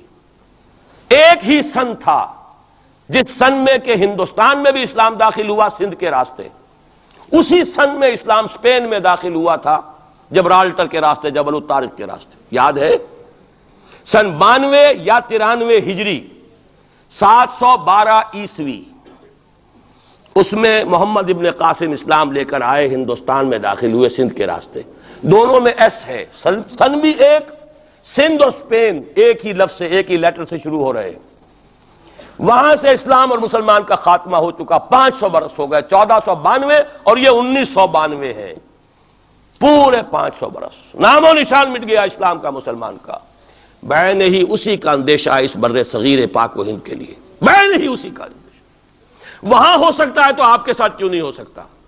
وہ تو پھر بھی عربوں کی اولاد تھے، ان کے تو رشتے تھے صحابہ کرام کے ساتھ، ان کا تو معاملہ کچھ اور تھا، ان کی تو مادری زبان بھی عربی تھی۔ اگر ان کے ساتھ یہ ہو سکتا ہے تو آپ کے ساتھ کیوں نہیں ہو سکتا؟ حذر ہے چیرہ دستاں سخت ہیں فطرت کی تعزیریں، اللہ کا کوڑا جب پڑتا ہے تو بہت سخت پڑتا ہے۔ اب دو ہی میں نے جیسا کہ عرض کیا ہے، یا چنا کن یا چنی، یا تو اس اسلامی انقلاب کے لیے کمر بستہ ہو جائیں، اور ورنہ پھر یہ کہ اس عذاب الہی کا کوڑا جو ہے وہ تو اب نظر آ رہا ہے۔ قوم یونس جیسے عذاب دیکھ کر ایمان لے آئی تھی، کاش کہ اب بھی مسلمان یہاں کا پاکستان کا بیدار ہو جائے اور توبہ کرنے کے لیے آمادہ ہو جائے۔ اقول قولی ھذا واستغفر اللہ لی ولکم ولسائر المسلمین والمسلمات۔ 15 منٹ کی تاخیر مجھے ہو گئی ہے، معذرت خواہ ہوں۔